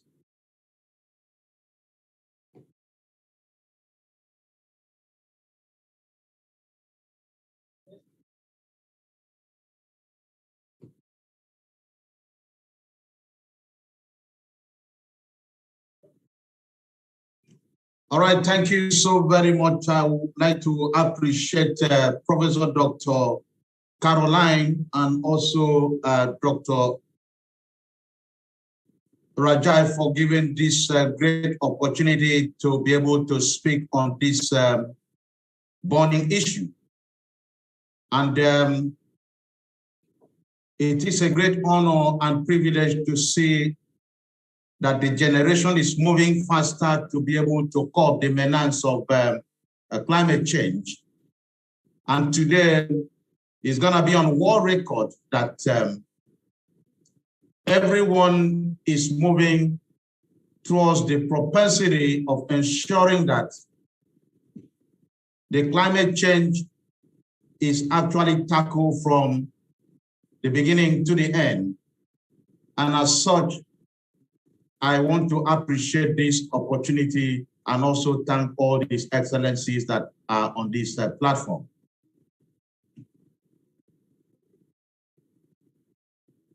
Can you see my slide, please?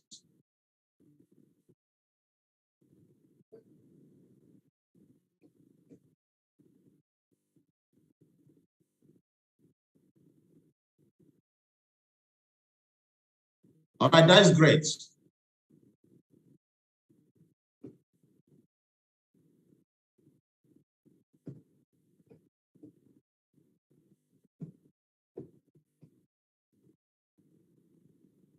All right, thank you so very much. Like rightly said, my name's Dr. Joseph Legend Ufon, the ambassador to United Nations Sustainable Development Goals here in Nigeria and also the country's director. I want to start by giving us some rundown on the climate peace and ecological harmony. But before I go into that, I'll let us know what some of these problems are before we can talk about peace. If you look at some of the variables with respect to meteorological data in terms of humidity, atmospheric pressure, and some other parameters to be able to measure within a period of 30 years, that can give you an information about the climate of a place at a particular time. Now, we also look at nature as a gift that we need to appreciate and show some sort of gratitude based on the opportunity God has given to us to dwell on this planet. And the climate peace and harmony, what is it all about? Healthy environment signifies well-being, where the flora and fauna and human actually live together with cordial relationship. We'll look at some of the factors that hinders a climate peace and the ecological harmony. The booming air pollutions we all know is one of the factors that causes species extinction, and economies are also brought to as low as reasonable practicable because of high concentration of some of the noxious gases. And how do we come together, just like what Dr. Rahul is doing, to be able to put a stop to air pollution, is to bring in some stronger policies, awareness campaign in our communities, and also ensure that there is a great enforcement of some of the laws we have promulgated. The United Nations is actually doing a great job to be able to bring in volunteers to the table to participate in policy making and decision enactments. Now, today I'm going to be looking at the SDG 13, which is climate action. And my subtopic is on climate peace and ecological harmony. We all know that why climate peace and ecological harmony? To form a united action against air pollution. We also know that 50% of the UN green gases emissions are from air travels. That is about 4.2 tons per capita. This is enormous. The United Nations system strongly is committed to leading by example. Hence, we have been able to bring in a lot of volunteers to act in this capacity to be able to reduce the concentration of air pollution to as reasonable practical. What is air pollution and how is it important? to climate peace and ecological harmony. We all know that everyone needs air. We need air to survive. Air can also kill, especially when it is polluted. Every living organism requires air for growth and survival. There is no life without air. No air, no life on earth. Human beings need air to breathe because oxygen is the propeller that allows body cells to produce energy for food that we eat. Air is natural and it is clean from nature. But industrialization has been able to increase the concentration of some of the noxious gases in the air and causes pollution. What is air pollution? We are looking at, based on World Health Organization, defines air pollution as contamination of the indoor and the outdoor environment, especially with respect to the constituent of some of the contaminants in the air. And these concentrations are foreign matters because they were not made from this at the beginning. The regulatory framework that is taken into consideration to be able to curb the menace of climate change is the Agenda 21, the United Nations Conference on Environment and Development of 1992. In Nigeria, we have the Environmental Guidelines and Standards for Petroleum Industries in Nigeria 2018 and Federal Ministry of Environment commitment to be able to drive home regulatory framework to regulate contaminants from our system. The world today, when you look at all the system and the world where we have over 5 ecological zones. We have the coastal barrier island, the mangrove swamp, the freshwater, and then we have the mundane. All these are key to human factor, especially if we are able to live and protect it to the best of our ability. From the pictorial view, you can see some of the coastal barriers in Nigeria, especially the oil-rich region, which is the Niger Delta.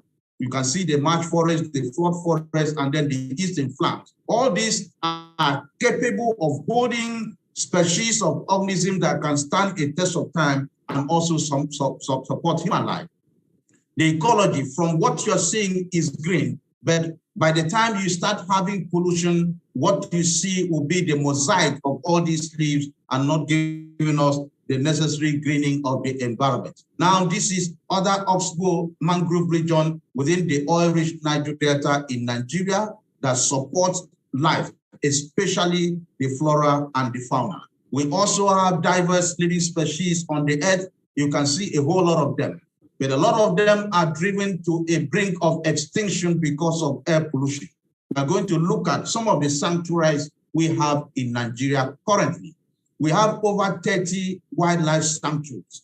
This is awesome, and this sustains human existence because most of the product, the economies are derived from all this. The areas you see with green are the pigments where the sanctuaries are located.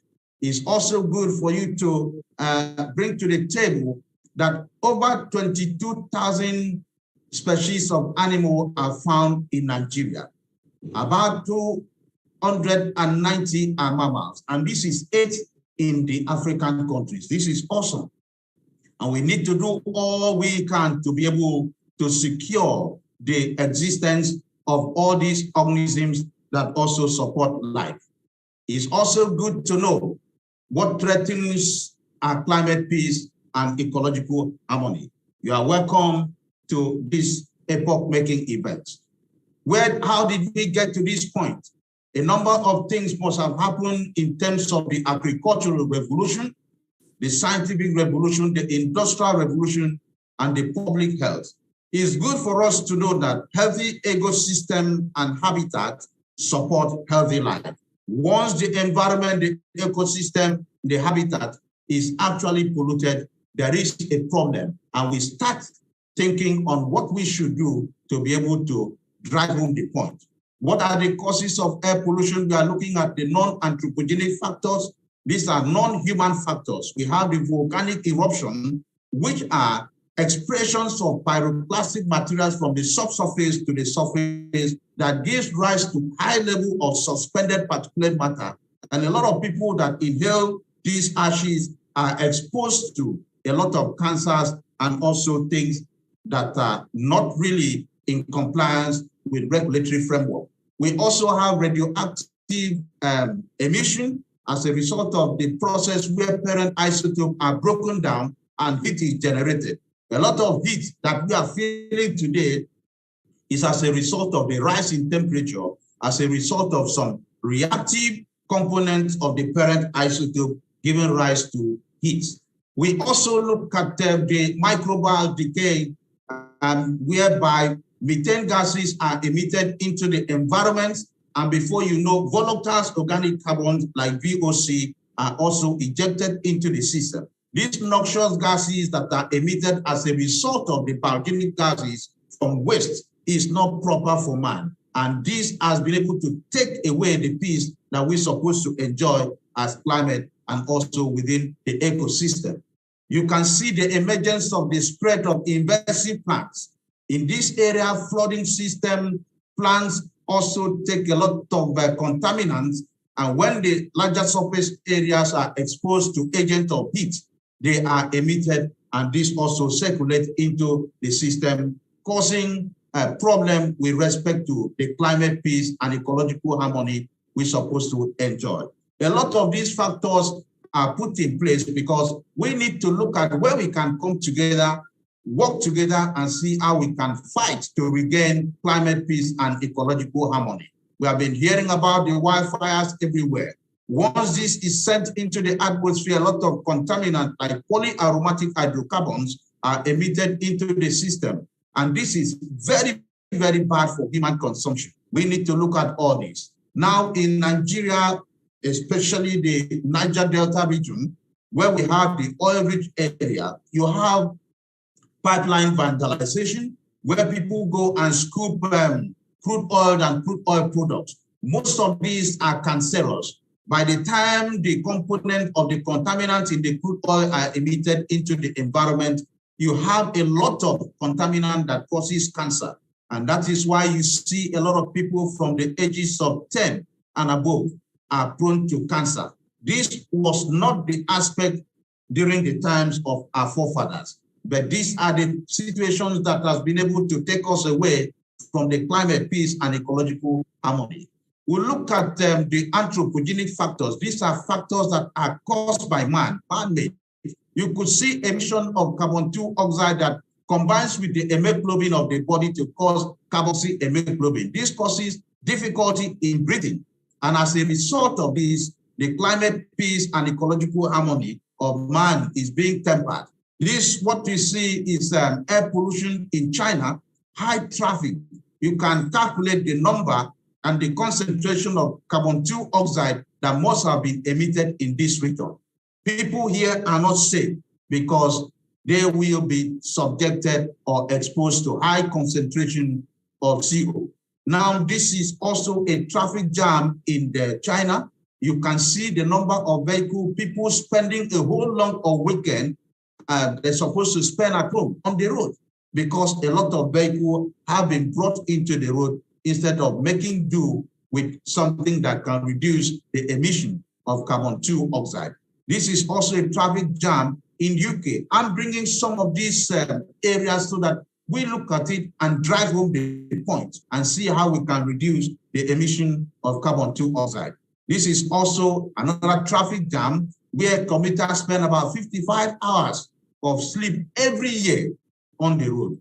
This is unfortunate, and we can always come back to achieve a climate peace and ecological harmony if all these are regulated. Now, let me give you some little points. Over 60 million people globally are exposed to absolute level of pollutants based on UN 1998. Pollution due to traffic is about 90 to 95%. This is awesome, and we have to do something about it. On the global scale, it is also made to understand that pollution is about 80% from the air. This is something we have to look at and see how we can drive home the point. In Nigeria, the major pollutants we have are from the oil industries, from the refineries, from flow stations, and others. And this is gas flaring, which is also part of the contaminants source that we have in Nigeria. We are made to understand that Nigeria holds about 19.79% of the natural gas fled globally. This flaring can actually be converted into economy, and we need to do something about it. Looking at the increased urbanization, a lot of people move from the rural areas to the urban center, and it is expected that in 2025, about 60% population of people will actually move to the urban. But they don't have where to stay. As such, they constitute the agent of pollutants into the environment. You can see the slum where a total number of persons that are supposed to live in a very large natural extent are occupying within a small space. This is not good enough, and this cannot guarantee climate peace and also ecological harmony. Urbanization, it came of solid waste disposals. A lot of persons dispose solid waste within the environment. At the point of decay, there is an emission of biogenic gases that also affect our climate peace. Now, the agricultural activity, the usage of herbicide in farming, insecticide, and all that are some of the emitters of volatile organic compounds that also pollute our environment and also affects our own climate peace and ecological harmony. There are a lot of causes of pollution. The mining operation is part of it. And then we also have the indoor pollution, where we use some of the perfume, dry cleaning agents, and all these are some of the indoors contaminants that we have. The effect of air pollution is enormous. And I want us to join hands together with Dr. Rael and see how we can abate a lot of all these air pollutants to ensure that we, as great excellencies, are able to achieve climate success, climate peace, and ecological harmony. Data and statistics. Energy is the dominant contributor of climate change.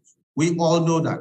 That is accounting for about 60% of the total global greenhouse gas emission. This is awesome. We need to do something about it. Since 1990, global emission of CO2 have increased more than 46%.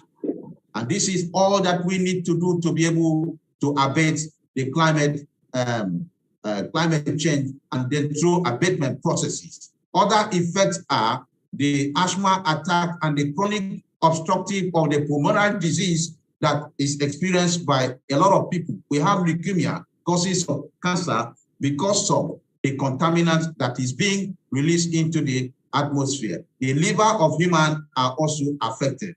According to the Cornell University study, air pollution from smoke and various chemicals kill about 3 million people a year. This is what we need to also look at to be able to drive home the climate peace that we all yearn for. Global warming, a lot of speakers spoke about it, high temperature, whereby the sealing of the layers as a result of the emission of tetrafluorocarbon are being emitted into the system, where we have the melting of the ice and then sea level rises. All these are what we need to take into consideration so that we will ensure that the ozone layer is not depleted and we have comfort where the layer that's supposed to protect the incidence of the sun ray on the surface of the earth is actually shielded away from human. We can also see acid rain as a result of air pollution, eutrophication, where you have emergence of plants that are not supposed to algae dominating a particular place. And this has caused a breed and extinction of some of the endangered species that we're supposed to benefit and show to our descendants that we have protected the environment and leave it better than the way we met it. The effect of pollution has also caused drought and desertification in some areas, rendering some of the farmers and the organisms, the floras and faunas, threatened. This is what we also need to take into consideration. How do we eliminate this menace called the air pollution? Through climate and then efficiency in terms of deliverables and also making right policies, we can reduce vehicular emission through efficiency of the vehicle. We can also improve the fuel efficiency. We can support electric mobility. We can do monitoring in terms of air quality. And each of every new project must be accompanied by environmental impact assessment, where the impact of such a project vis-a-vis the economic values are compared. If they are not good enough for us to take into consideration, we can do away with such a project. We have to minimize waste burning and also ensure that regulatory framework and enforcement are taken into consideration so that we can call our system the best system we want to see. We can also tackle all these pollutants through environmental auditing, cleaner production technologies, improvement of fuel quality, especially some of the octane rating of vehicles or the fuel PMS and DPK or AGO has to be improved so that we have a cleaner burner where all these issues are being tackled. The picture you see is from Netherlands. You can see the president using bicycle as compared to areas where people can use over 20 vehicles to accompany just one president of a country. This is what we should, as a great nation, as people that are globally driven, begin to take into consideration. Air quality monitoring in terms of looking at projects, take note of deviations from normal, compare them with regulatory framework and limits, will give us a guidelines if we are deviating from normal. This will enhance our climate peace and ecological harmony. Dr. Joseph Legend has been at the forefront within the country in Nigeria in ensuring that climate change in terms of the climate action to secure a climate peace and ecological harmony is taken into consideration. From some of the slogans you see, stop polluting our environment. It will cost us extra because it takes more money to be able to repair the system, especially when it has to do with the environment where we live. Healthy ecosystem and habitat support healthy wildlife. You can see the greeny nature of the system. Where we have all the opportunity, what do? Let's ensure that we carry out a balanced system where environmental consideration in terms of sustainability will be able to give way to all of us to live together in harmony, to prolong our existence, because we have come to realize that the life expectancy of some men is now 53 years. But long before this time, it was about 120 years. I saw my grandparents living about 120 years. But now people that stays around them are living about 53 years because life expectancy has been brought to very minimal. We have to do something about this as global ambassadors. Is there any positive contribution? Yes. We've done a lot of things. India has done a lot of things. Nigeria has done a lot of things. UK done a lot of things. But these are fragmented. These are in piecemeal. They are not visible. We need to do more. We need to join Dr. Rao to do a lot of things to be able to put a perspective in place that the environments we are living and the ecosystem where we are living will leave it better for our children that are yet on board. Where is the UN in this matter? UN has been able to bring in a lot of volunteers in terms of environmental awareness and campaign, in terms of organizing programs that should be able to educate and send proper signals into the teeming youth, into the society, to be able to give them an opportunity to be able to do well in terms of auditing, in terms of waste management. There are a lot of technologies brought in place to be able to abate the emergence of climate change and give us climate comfort and ecological harmony. Now, I want to leave this in their minds. The planet indeed is a home of diverse wildlife, including endemics, flagships, keystones, and iconic species. Joint efforts needed to profile climate peace and ecological harmony and safe environments. Please note, Earth is our mother. In spite of our desire to harm our mother, she will always love us forever. What do we next? Will you join the peace to safeguard our environment and planet by ensuring climate peace and ecological harmony? Excellencies, if we fail the nation, we fail the generation yet on board. Excellencies, if we failed our communities, we fail generation yet on board. Excellencies, if we fail ourselves. We need to write our names on the sands of time so that history will not forget all the commitment we have put in place to be able to ensure that the society, the ecosystem, the flora and fauna are intact, and we hand it over to our descendants. With all this, I think we have a united force to join together to make the global system, to make the ecosystem, to make the ecology sound again. Thank you so very much. I appreciate this opportunity given to me to give this keynote. I appreciate you so much. Thank you so much, Joseph, sir. You and your wonderful presentation threw light on how we need strict laws, how climate change becomes a threat to world peace. And we can use the 3 R's: reuse, reduce, recycle, and refuse, to reduce the waste, to reduce the pollution on the earth. And it does not matter where the pollution is done, in which corner of the globe the pollution is done, because we live under the same sun, we live under the same sky, and we all breathe the same air. As in India, we say, Vasudeva Kutumbakam.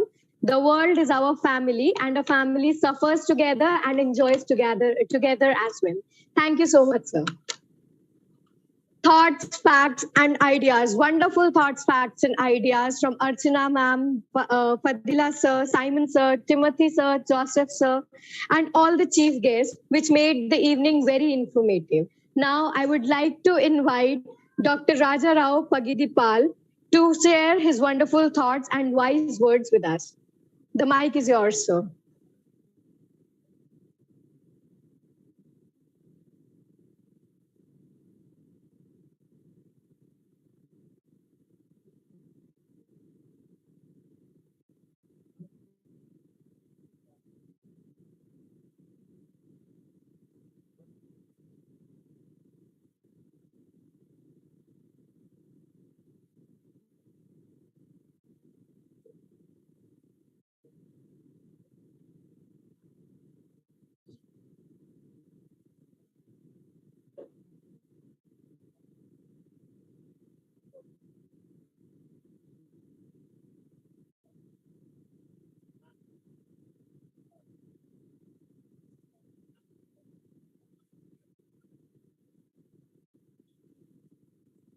Sure, sir. Thank you.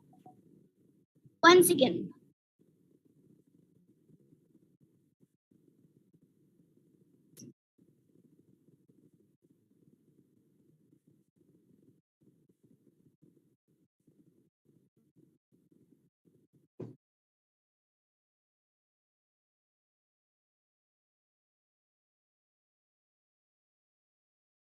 Yes.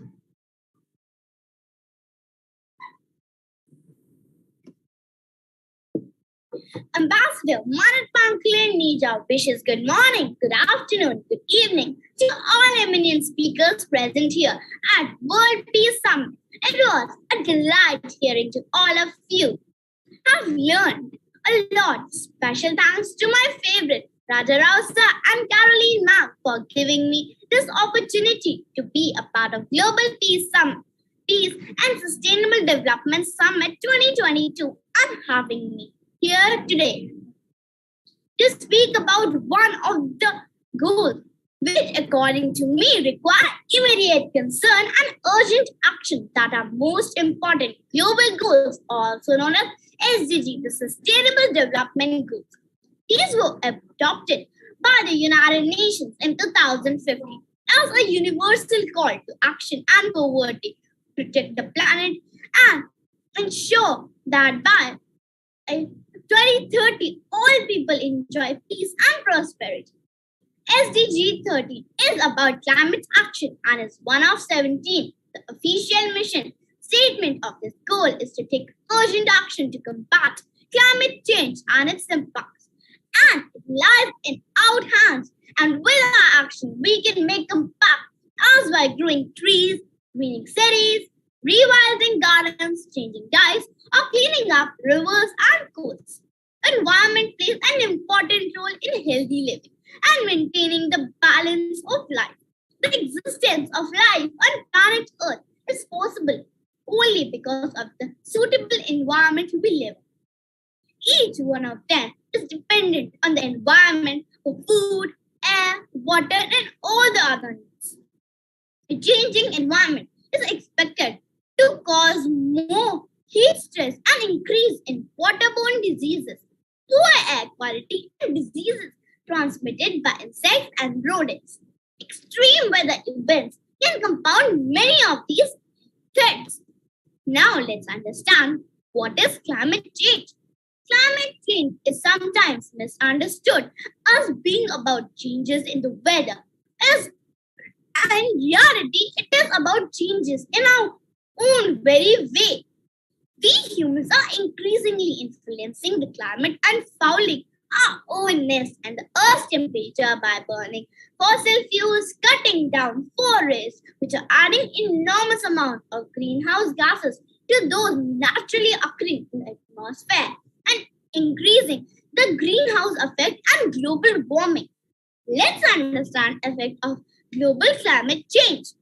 Global climate change has observational effects like glaciers have shrunk, ice on rivers, loss of sea ice, and intense heat waves.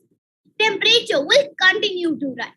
We humans-induced warming is superimposed on naturally varying climate. And I stay in Ghaziabad, and these days temperature is unbearable. With this hike in temperature and extreme weather events, hurricane formation will change. Lightning, heat waves, droughts, and rainstorm will happen. Ice means at the time when ice is supposed to be at its peak, it's lagging. It is less thick. Sea ice that will persist for years. Sea level and ocean acidification. Recording in progress. As the level of carbon dioxide increases, the ocean absorbs some of that gas, which increases the acidity of seawater. Plant and animals. Many species of plant and animals are not just moving north, they are moving from the equator towards the pole. Recording stopped.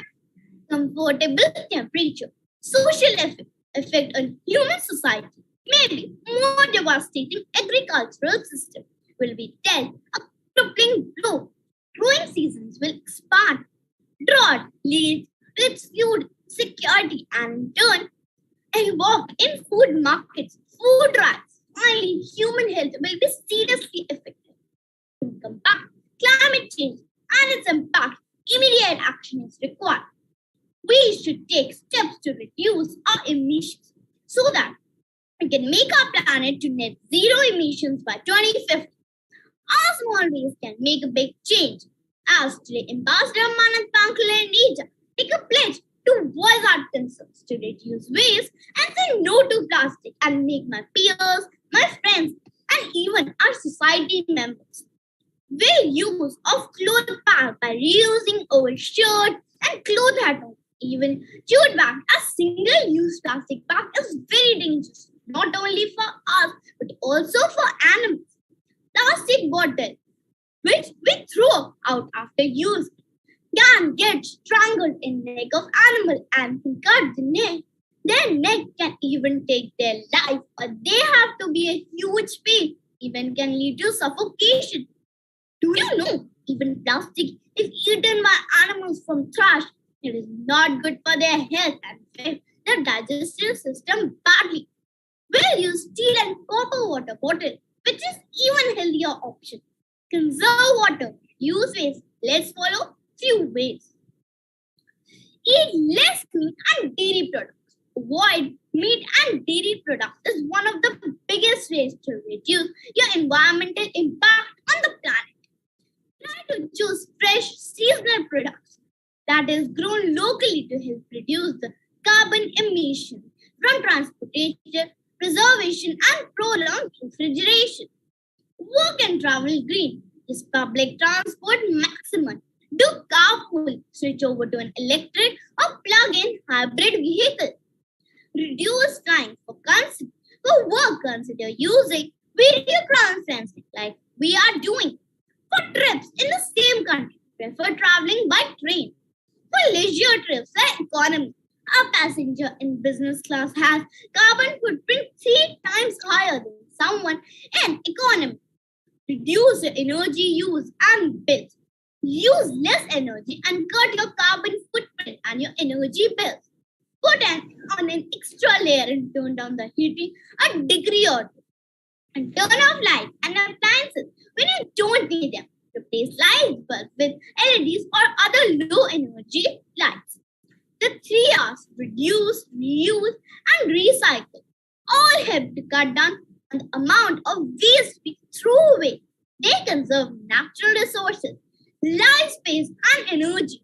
Thus, the 3 R's save land and money. Communities must use to dispose of waste in landfills. Siting a new landfill has become difficult and more expensive due to environmental regulations and public opposition. Fight for the forest. Deforestation is accelerating climate change and the extinction of wildlife. Trees give off oxygen that we need to breathe. Trees reduce the amount of storm water runoff, which reduces erosion and pollution in our waterways and may reduce the effects of flooding. Many species of wildlife depend on trees for habitat.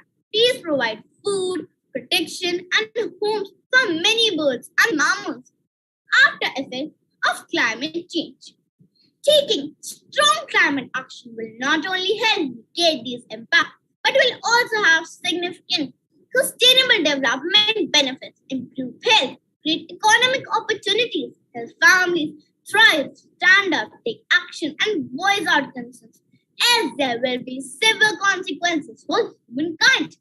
Always remember, Earth is not yours, not mine, it's ours. So please come out of the belief that someone else will save our planet. It's our duty to save environment's beauty. Finally, I would like to say thank you everyone for your patience and understanding. I really appreciate everyone for your time and listening to my presentation. Hope it was informative and could add on to your knowledge. Thank you.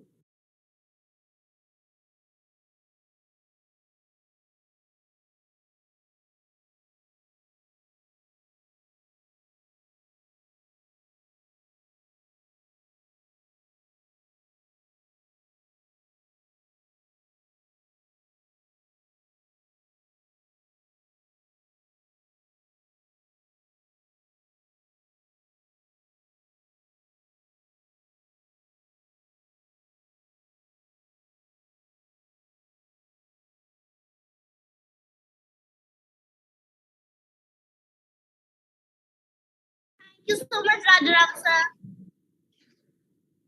Yes, sir.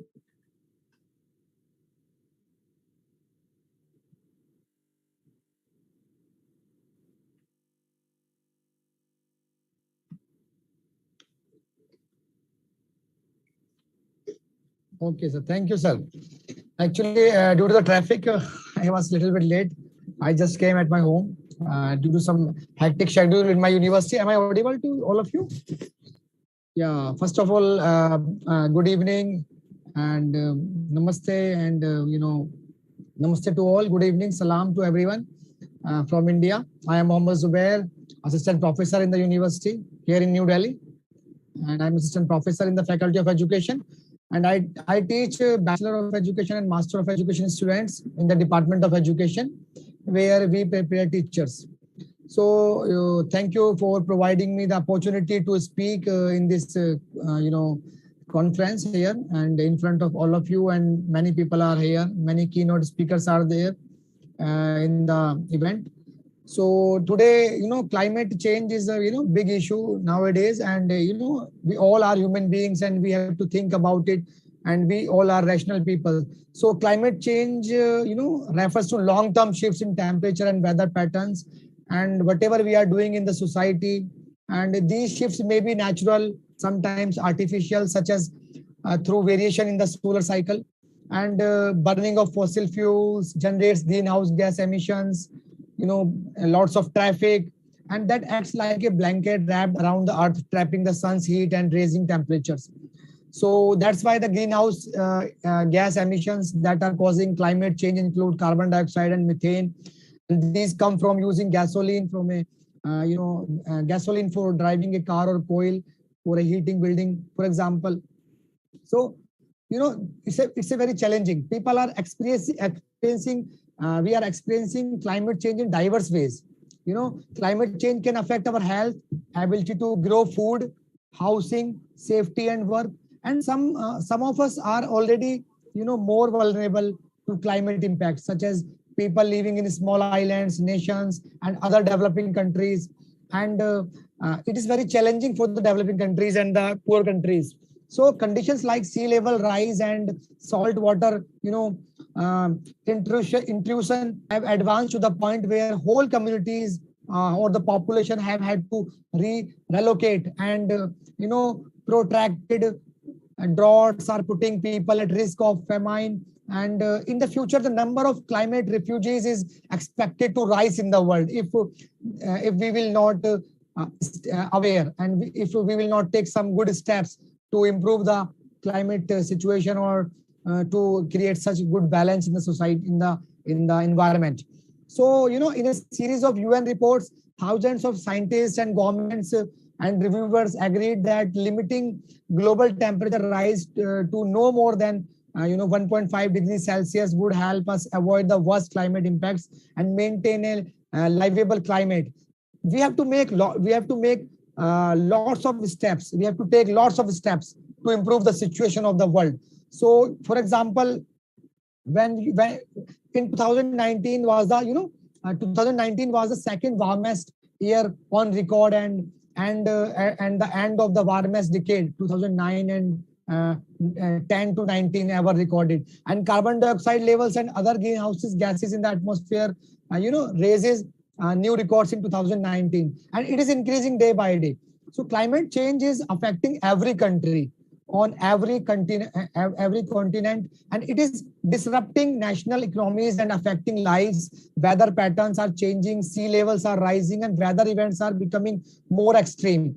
Although greenhouse gas emissions are projected to drop about 6% in 2020 as compared to 19 due to travel bans and economic slowdowns or the pandemic, or resulting from the COVID-19 pandemic. So this improvement is only temporary. Climate change is not on pause. Once the global economy begins to recover from the pandemic, emissions are expected to return to higher levels. So saving lives and livelihoods requires urgent action to address both the pandemic and the climate emergency. So we have to, lots of targets are there: strengthen resilience and adaptive capacity to climate related hazards and natural disasters in all countries, and integrate climate change measure into national policies, strategies, and planning. And governments have to make such policies which we have to conduct in the practical manner in the society, because lots of legal rules are there, and we are talking about them, but we have to implement all those legal aspects in the practical manner strictly in the society. And as a citizen, we have to follow all those instructions which has given by the UN, United Nations, or which has given by our governments. So implement the commitment undertaken by developed countries. So promote mechanism for raising capacity for effective climate in the world. So every increase in global warming matters, and we face a huge challenge, but already know many solutions. Many climate change solutions can deliver economic benefits while improving our lives and protecting the environment. And we also have global frameworks and agreements to guide progress, such as the SDG goals, the United Nations Framework Convention on Climate Change, and the Paris Agreement. And they recommend many suggestions. So we have to implement all those suggestions. So switching energy systems from fossil fuels to renewable like solar or wind, we can use solar or wind energy as a resource. So we'll reduce the emissions driving climate change. So, but we have to start right now. We can't wait. So while a growing coalition of countries in committing to net zero emissions by 2050, so we have to make a target, and we have to achieve that target step by step. Adapting to climate consequences protects people, homes, business, livelihoods, infrastructure, and the natural ecosystems. So it covers current impacts and those likely in the future. So adaptation will be required everywhere. in the society, in the industries, in the schools, at the college level, lots of people are working in the society in different areas. So everybody has to take some responsibility. So early warning systems. So we have to be aware our society. We have to sensitize our society. In curriculum, we have to include all those things. We have to teach our students at the initial level what is the importance of climate, what is the importance of our environment, and how we can manage these things in the practical manner. So lots of recommendations are there. Encourage water harvesting and conservation schemes we can use. Sensitize households to the threat posed by the climate change. Improve access to climate information services in the society. Encourage agroforestry schemes. Increase membership in the society to, or you can say, we have to aware them in the society. So impacts on climate change is on food security as well. For example, the main cause of recent climate change is the release of greenhouse effects or the greenhouse gases. So particularly carbon dioxide into the atmosphere as a result of human activities, such as we are using lots of petroleum products in the society or the land use. So we have lots of industries. So lots of things we are using in the society. So greenhouse gases released by human activities trap outgoing infrared radiation within the Earth's atmosphere, enhancing the natural greenhouse effect and resulting in induced global warming. So that's why the increase in temperature leads to the observable effects on the climate system, such as more frequent, intense, and protracted extreme weather events. And weather is disturbing in nowadays. So climate change has the potential to increase food insecurity in the society. Existing threats to food security and livelihoods will be exacerbated by climate change due to a combination of factors that include the increasing frequency and intensity of climate hazards, diminishing agricultural yields, and reducing production. So these are the things which is going on in the society. And gender and climate change. The impact of climate change will be distributed differently among different regions, generations, age, classes, occupations, income, groups, and genders. Women represent, you can say, at least in research says that 70% of the poor throughout the world, and the effects of climate change will fall, disproportionately upon the social category. Most of the key areas of the negative consequences of climate change are therefore strongly connected to gender equality issues. So you can say the vulnerability of men and women to climate change and food insecurity is not the same. Men and women play different roles in household livelihoods. Therefore, they experience the impacts of climate change differently. Furthermore, men and women have differing abilities or different abilities to respond to the threat that climate change poses to their lives and livelihoods in society. So indeed, world is already experiencing. We are all experiencing the impacts of climate change and associated economic losses. For instance, drought conditions in the countries, and the crops, destruction of crops and livestock the countries, and things are simultaneously are doing.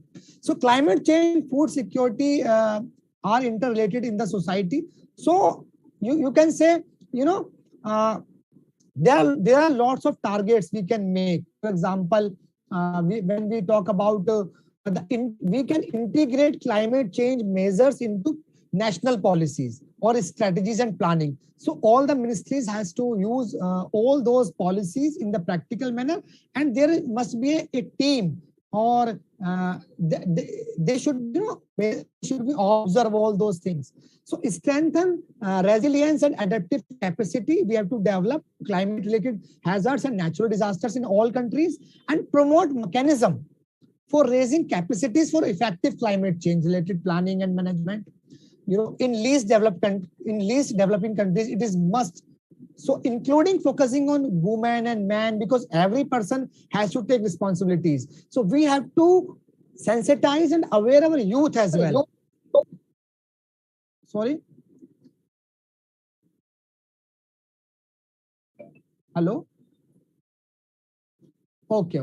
So develop quality, reliable, sustainable, and resilient infrastructure. If we want any substitute in the society, so we have to develop different sources. So including regional and trans-border infrastructure to support economic development of the country and human well-being with a focus on affordable and equitable access for all. Because access is important. So because population is the problem of the world and we need lots of resources, and we have to develop our human resource. So by 2030, we significantly reduce the number of deaths. We have to improve the health system and the number of people affected by substantially decrease the direct economic losses related to global gross domestic product caused by disasters. And we have to make the goal by 2030, build the resilience for the poor and those in vulnerable situations and reduce their exposure and vulnerability to climate-related extreme events and other economic, social, and environmental shocks and disasters. And we have to make another goal that substantially we can reduce the number of, for example, there are lots of chemicals, many industries are there and lots of chemicals, emission is there. So we have to improve we have to improve the quality of our environment. So we have to the plantation and how we can use our water from the sources. So we have to strengthen the capacity of all countries, in particular developing countries, as I told you earlier. So early warning, early identification, and risk reduction and management of national and global health risk is important. And we have to take some strict steps to improve the situation in the world. We can, adaptation is important, access is important, and accessibility, acceptance is important, because every country has to accept. They have to take some strict steps, and we have to click some good steps to about them.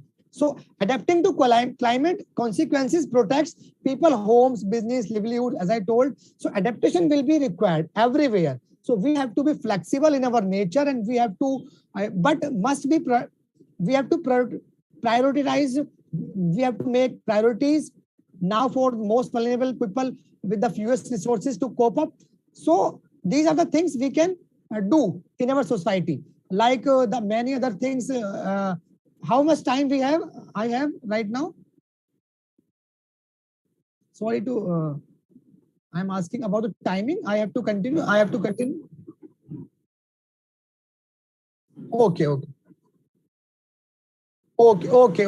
brother. Okay, thank you, sir. Thank you. So, so around the world, we have to increase the, we have to sensitize society. We have to increase the, we can say, aware. We have to aware society. So this is the important aspect. And adaptation involves anticipating the adverse effect of climate change and taking appropriate action to prevent or minimize the damage they can cause.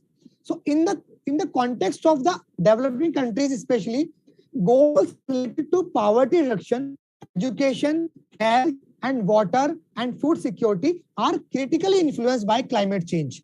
So every aspect is important, because education is the important aspect, health and water.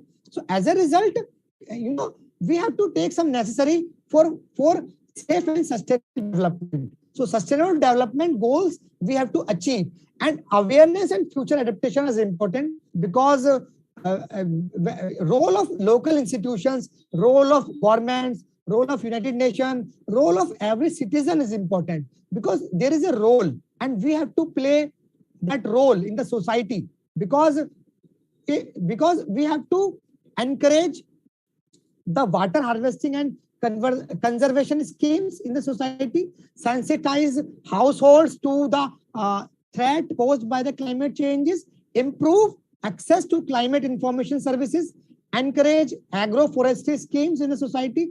Appropriate agroforestry schemes have the potential to reduce food insecurity in the region. Such schemes or such plans will diversify livelihoods and improve access to climate information services. So, and increase, the mainstream gender in the climate scheme related to interventions we can do. So as a unit, we have to work in the society, and every human resource is important, and every citizen have to play a role in the society for the good and balanced environment in the society. Thank you.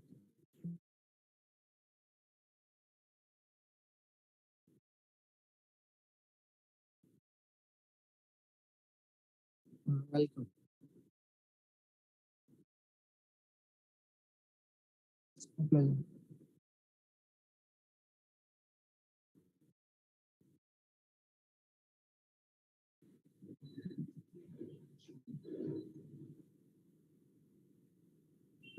Yeah.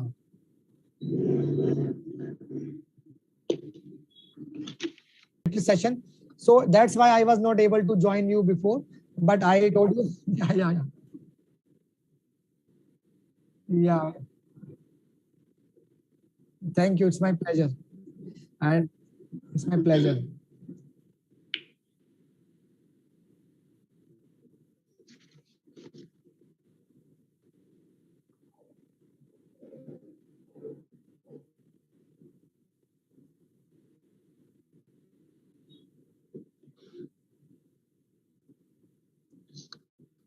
Sir, am I audible and visible, sir? Sir, thank you, sir. I, Dr. Vishwanath Panigrahi, founder and president, Green Care Society India, express my gratitude to Dr. Raja Rao, sir, Vishwa Humanity, United International, Royal Council, World Peace Summit 2020 to give me this opportunity to say something before this World Conclave. Before coming to today's topic, as I belong from Chhattisgarh, India, I like to pay my salutation by saying a sweet salutation word from my Chhattisgarh. Jai Johar, Chhattisgarhiya, Sabse Badhiya. And by this sweet salutation word, I welcome all the eminent speakers, all moderators, all participants. Sir, before coming on my topic, I would like to make one request. United Nations has established 17 SDG goals for in different subjects for better life, better earth and planet. But I think, sir, I have studies. If we go through SDG 1 to SDG 17, we find that there is no any independent goal for sky and space.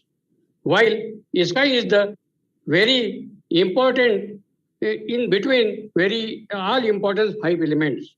And it is also told in our Ramcharitmanas, Khiti Jala Pavaka Gagana Samira, Panch Rachitya Adam Sarira. And it is also told that Anil Jala Gagana Rasa in the Panchom mein Vishwasa. I mean to say the sky and space is the very important in 5 elements, and there should be independent goal to think over it and decide. Especially, I request Dr. Raja Rao sir and all eminent speakers participating in this conclave to make a resolution, to take a step to think over on this, and this matter should be represented to United Nations to to establish a independent goal for sky and space.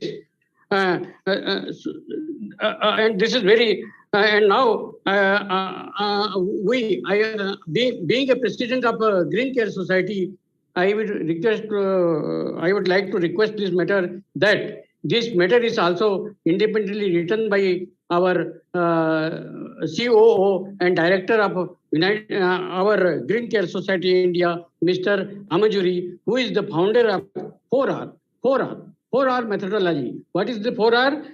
Reduce, refuse, recycle, and repeat. These are the 4R technology, and he has independently written to read one news from Jeddah that they have given importance to the sky and space. There is very happy news. World's first green flight, the first flight of the world, first green flight stopped carbon emission of up to 10,000 kg. Read how this happened. It is news from Jeddah, and this is published today on 13 May. The world's first green flight made its maiden flight on Thursday. The historic flight from Jeddah, Saudi Arabia to Madrid, the capital of Spain, was recorded with many Indians taking part. This flight is regarded as the world's first green flight to prevent climate change. Arrangements were made to reduce the aircraft's carbon footprint at each level for this flight. It already recorded the exact detail of the passengers' luggage and their meals.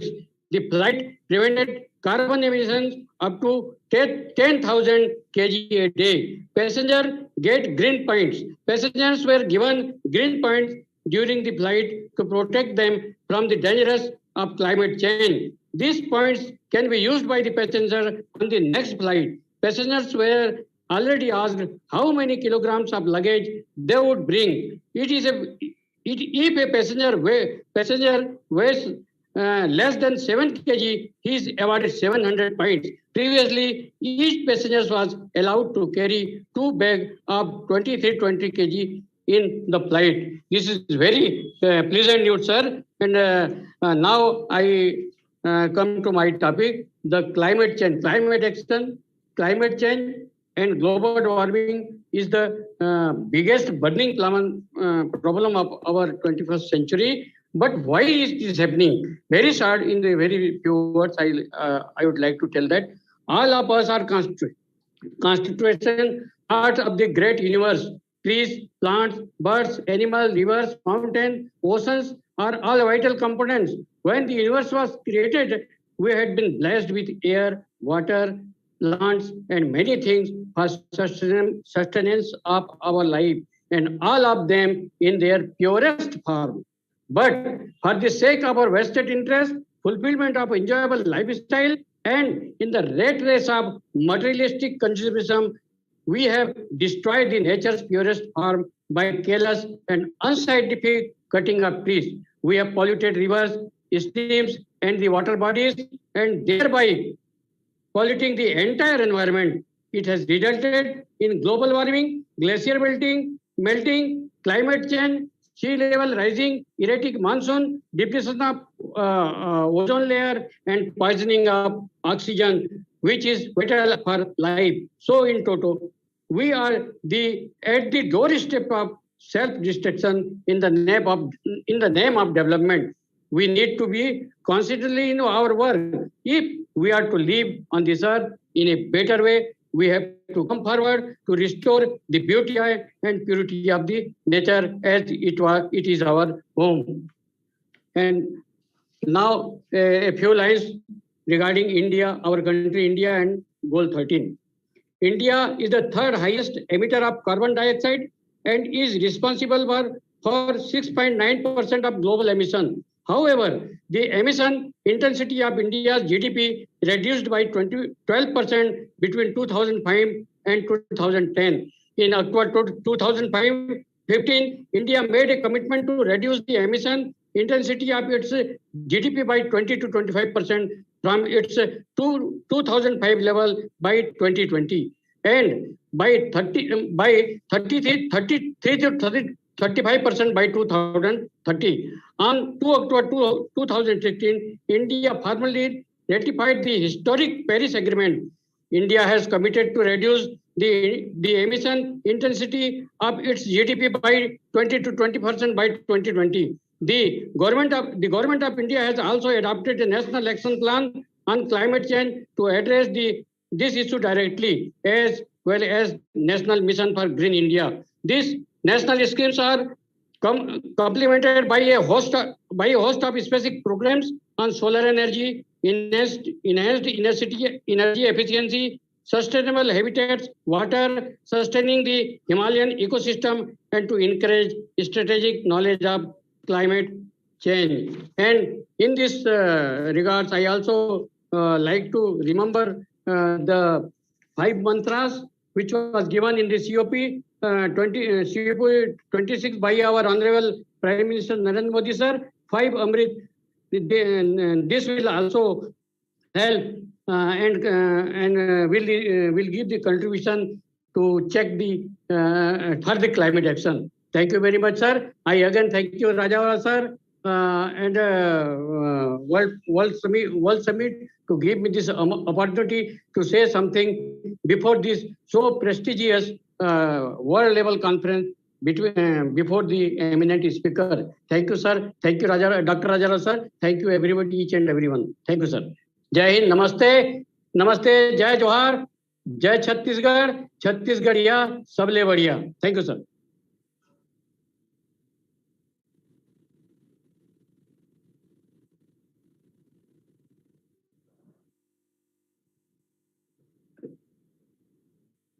Thank you, sir.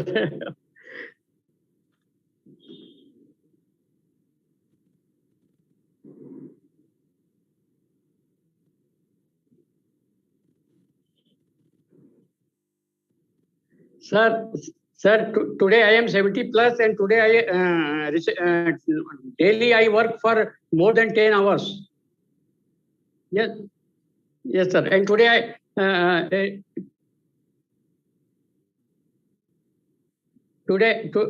yes, sir.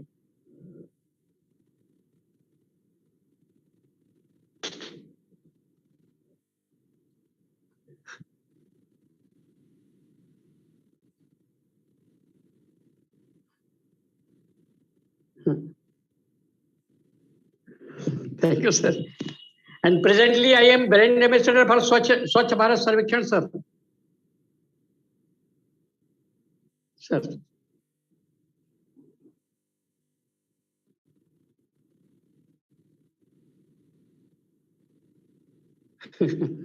Sir. Thank you, sir. Thank you, sir.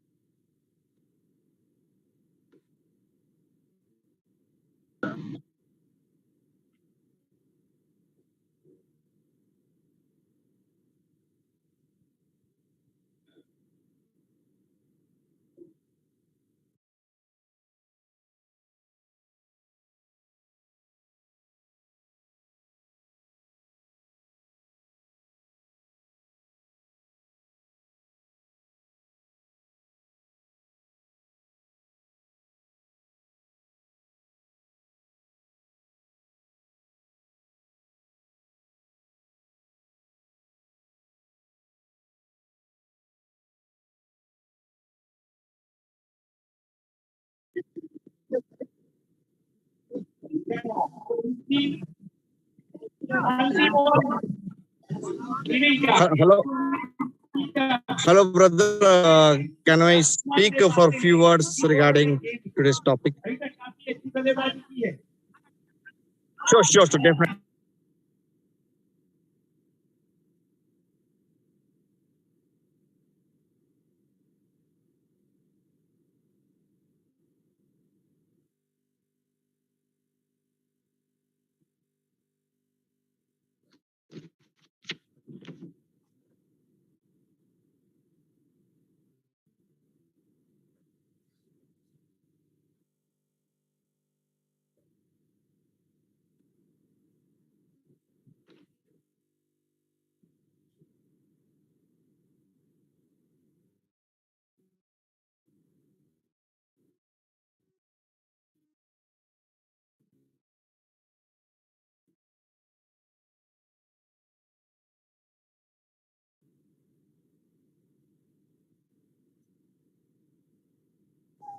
Thank you, sir. Thank you.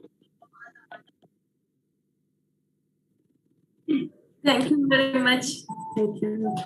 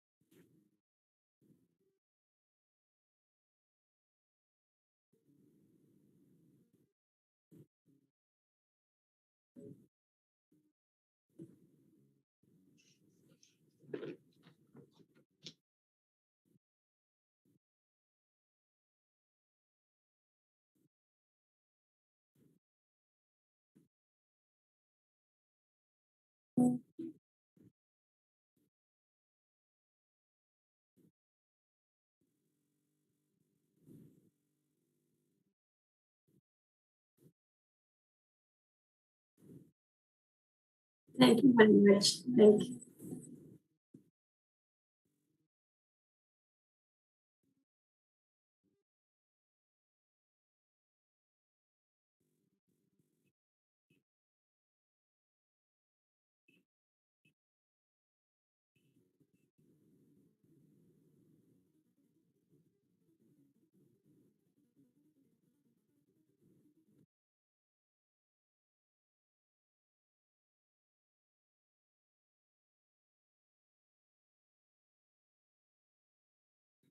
Thank you so much, sir. Thank you so much, sir.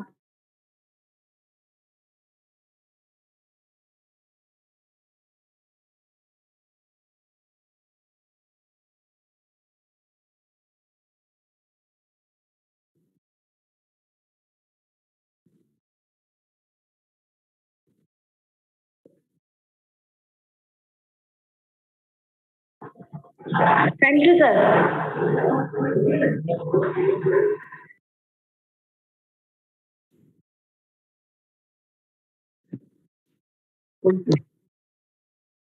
Thank you, sir. Thank you very much. Actually, I want to share one experiment which was done in 2019 regarding the climate change. There is a concept called perform Havan for the purpose of purification of air. So this was done with the help of Mass Agnihotra, once at Akkalkot in the year 2019, then at Pune on NH48, and in Thane, which is most polluted area. And 1,000 Havans were performed simultaneously at the time of sunset, and we found that the quality of air within half an hour is improved and it becomes more breathable. I didn't have a data, so I didn't want to speak to you with the database because the people who did the experiment, I could not contact them today. But there are solutions in ancient Indian knowledge. Probably we can work in that direction also because this was a pilot study. These 3 experiments was a pilot study, which shows that it can reduce the quality of pollution and make the air more breathable. We have some solution in ancient Indian knowledge. Thank you very much, sir.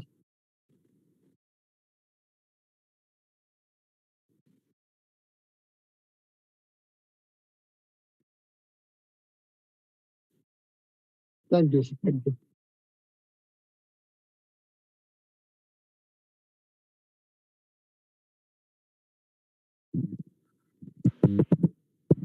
Yeah. Okay. Well, in fact, actually, I prepared. I wanted to share some of the so-called sustainable kind of the action plans. There's a quite number of points.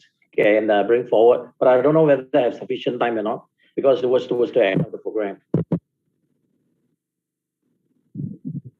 Okay. Then I would like to share with you because we find that everybody have presented their topics and they come into one.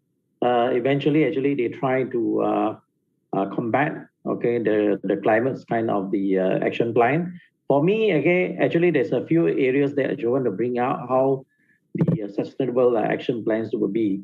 Number one is to reduce or replace the emissions with the new modes of natural resources. Example, use solar technologies based from the sunlight hybrid technology, okay, for commercial or any kind of transportation or any kind of household appliance that need high degree of commitments that are individually from the government to use the so-called to imply with the renewable energy. Objectively here actually to save the planet warming, save energy, same time also to reduce the emission. The second thing here is enhanced education program campaign universal collectively.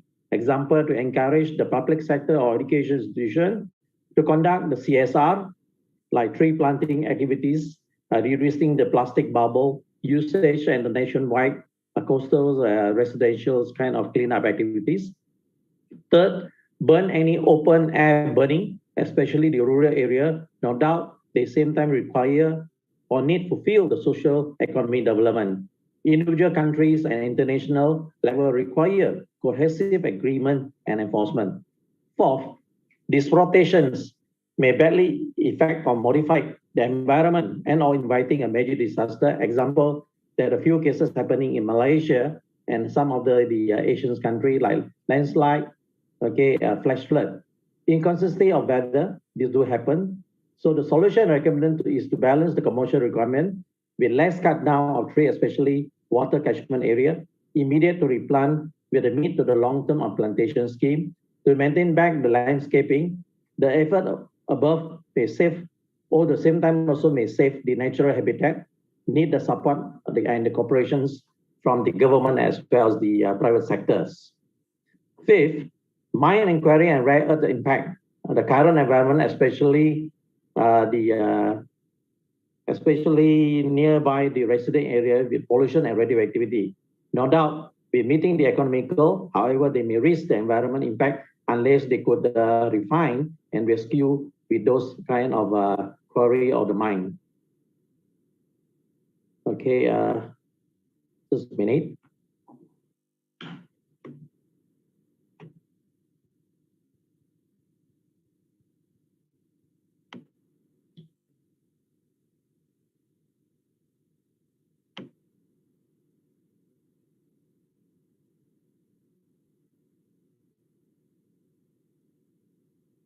The next thing here is the cause and effect from the war versus economy and the missile testing. This may in fact may impact on the ecological system, either living or non-living components.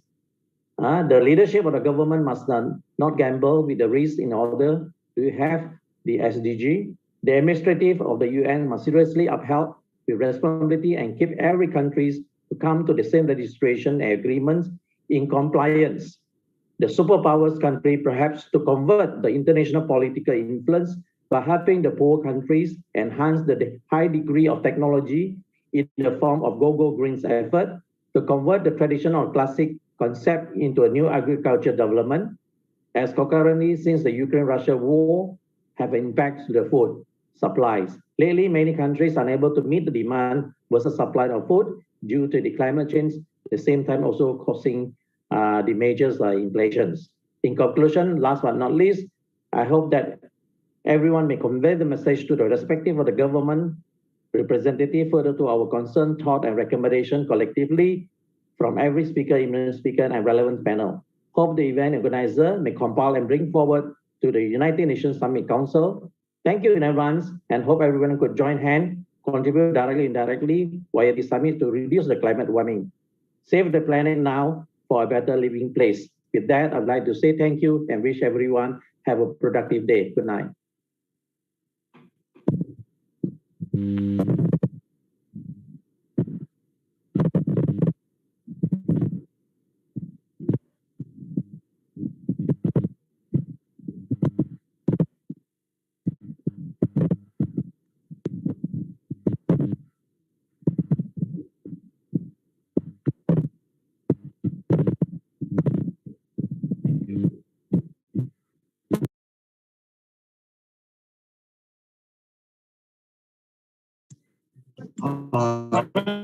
Yes, am I audible? Am I audible? Yeah. Very good, warm good evening and good morning to one and all across the globe. It is great opportunity and wonderful session to provide me wonderful stage in front of the eminent speakers to speak my views on World Summit and on the topic of SDG goal number 13, climate action. Last but not least, I would like to introduce 4R technologies, reduce, recycle, and reuse, including repeat option. That means we should repeat all these 3 R's. Then only we can continue and reduce the waste materials on our planet Earth. It is time to plant more, beat plastic pollution, and beat waste materials to climate action and to combat the climate change. So now, as going on the increasing of temperature, greenhouse effects, it is our responsibility to maintain ecological system on our planet Earth. In this platform, being as a director and CEO of Green Care Society India, myself and I call to all the eminent speakers and nature lovers who are working in the field of SDG goal number 13, climate action, including SDG goal 6, water and sanitation, to combat all these climate changes through the different activities and works in respective countries and respective regions. Very thankful to my beloved brother Rajara Pagadi sir and Vijay Karalani ma'am for providing wonderful opportunity. I'm very also thankful to our president of Green Care Society India, Dr. Vishwanath Panigrahi, who gave the wonderful speech. And I want to say few things about him. He is also awarded with Governor Award, and he also nominated for officially for Government of Chhattisgarh as a Green Ambassador and Green Swachhta Doot, and so many honors from the Government of Chhattisgarh, including the Government of India. So I congratulate him and for being a good work in the field of society, in the field of especially environment and climate action. Thank you very much, dear brother, for providing wonderful opportunity to speak small views on this regarding SDG 13. Thank you very much. Thank you very much, brother.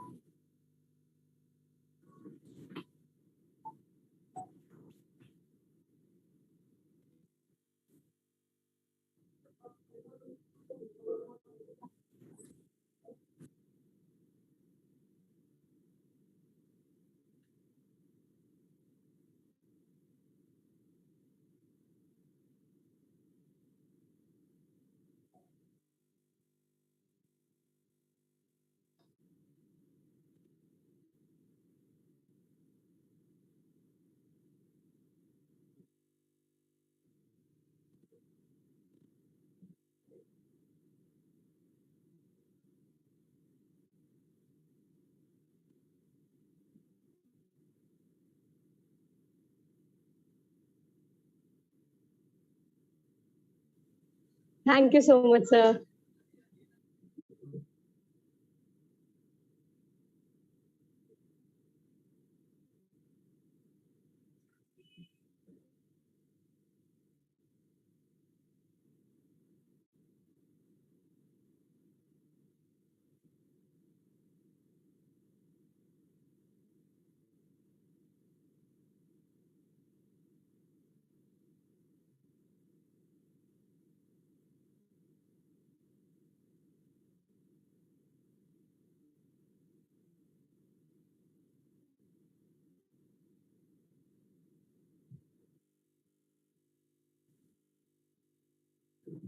Thank you, sir. Thank you very much. Today's topic is a very interesting topic, climate change. So every eminent speaker, chief guest speaker, keynote speakers, everyone, even Vincent sir, Srikant sir, Kalupka sir, so whoever, Vishwanath, Anjuri sir, so whoever gathered here took part in this wholeheartedly, I felt, because climate change is an important subject. So one way we can say that every year the temperature is increasing, and it's very difficult for human beings and animals to survive on this earth, and all the living organisms, not only animals, plants and all. So it's very difficult. So it is the time for us, because the way we are acting and the increase in the pollution, plastic pollution, air pollution, water pollution, everywhere we find the pollution. So this is having a great impact on our lives. And we know that pandemic, this is COVID-19, which has brought a little halt to the increase of the pollution, I feel. We know that it has given time the earth to revive and to heal. So at least 3 years, we did not pollute the environment much with our transportation, with our plastic throwing, because we are not having good parties, get-togethers. So during functions, get-togethers, we throw a lot of garbage on the earth, and we pollute the earth and environment horribly. So in one way, that pandemic, maybe it has brought some kind of melancholy in the lives of people because of the death rate. Later on, there are not much deaths, and so people understood the way of living, how to overcome the COVID. So in this way, they are able to live long, but it has brought a halt to the pollution, and there is a little revival is noticed. So that I can say. So thank you very much, sir. My heartfelt thanks to all the honorable guest speakers, chief guest speakers, Dragon sir, and Inga ma'am, then Froilan B. Mobo sir, Ashish Kumar sir, Dr. Ashish Kumar sir, then Vishwanath Panigra sir, Dr. Vishwanath Panigra sir, then Srikant Talluka sir, Archana ma'am, and Ambassador Joseph sir, Zubair sir, Ambassador Simon sir, Ambassador Fadila sir, and Timothy sir, and Vincent sir, really Vishwanath Amjuri sir, and my love to a great love and affection. I was mesmerized with the speech of Mannat. How beautifully she said, that very young age, she was equivalent to all the eminent speakers. In that way she spoke. So I would like to appreciate her, because at that age, many of the girls have the fear, stage fear and all. But that Mannat, she spoke in a very beautiful way, and she has taken 3 hours, how she has explained, really beautiful. So my deep love to you, Mannat, beautiful and a cute little darling. Thank you very much for joining us today and making our even more beautiful. And also, I would like to thank our dear host, Rachna ma'am. Thank you very much, ma'am. As sir said, you can take up the total program without any support. You have that caliber and spontaneity. But because of rain and network issues in Assam, madam couldn't continue the program, and really, otherwise she would have continued excellently in an extraordinary way. So thank you very much, ma'am, for accepting our request, and you have done your duty in an extraordinary way. Thank you. And also, I would like to convey my thanks and also love and affection to our host, Manvi Gupta ma'am. Thank you very much for accepting our request. And when Rachana ma'am is not in a state to continue, though she is very new to our organization, but she took up the summit in a great way, and she supported us in an extraordinary way. Thank you very much, Manvi. And also, I would like to thank my brother, Dr. Rajarao Pagadipalli, for taking up the summit to the next level with his efforts and tireless works, and without feeling fatigue is continuing.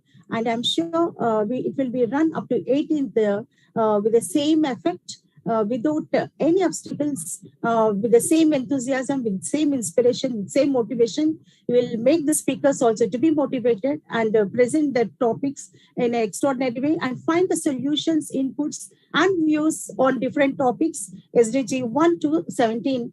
and which are very useful for the benefit of the society. To make the better society, to make the better nation, to make the better world, let's work together and see that our world will be a beautiful and living place for the future generation. Thank you very much for giving this opportunity.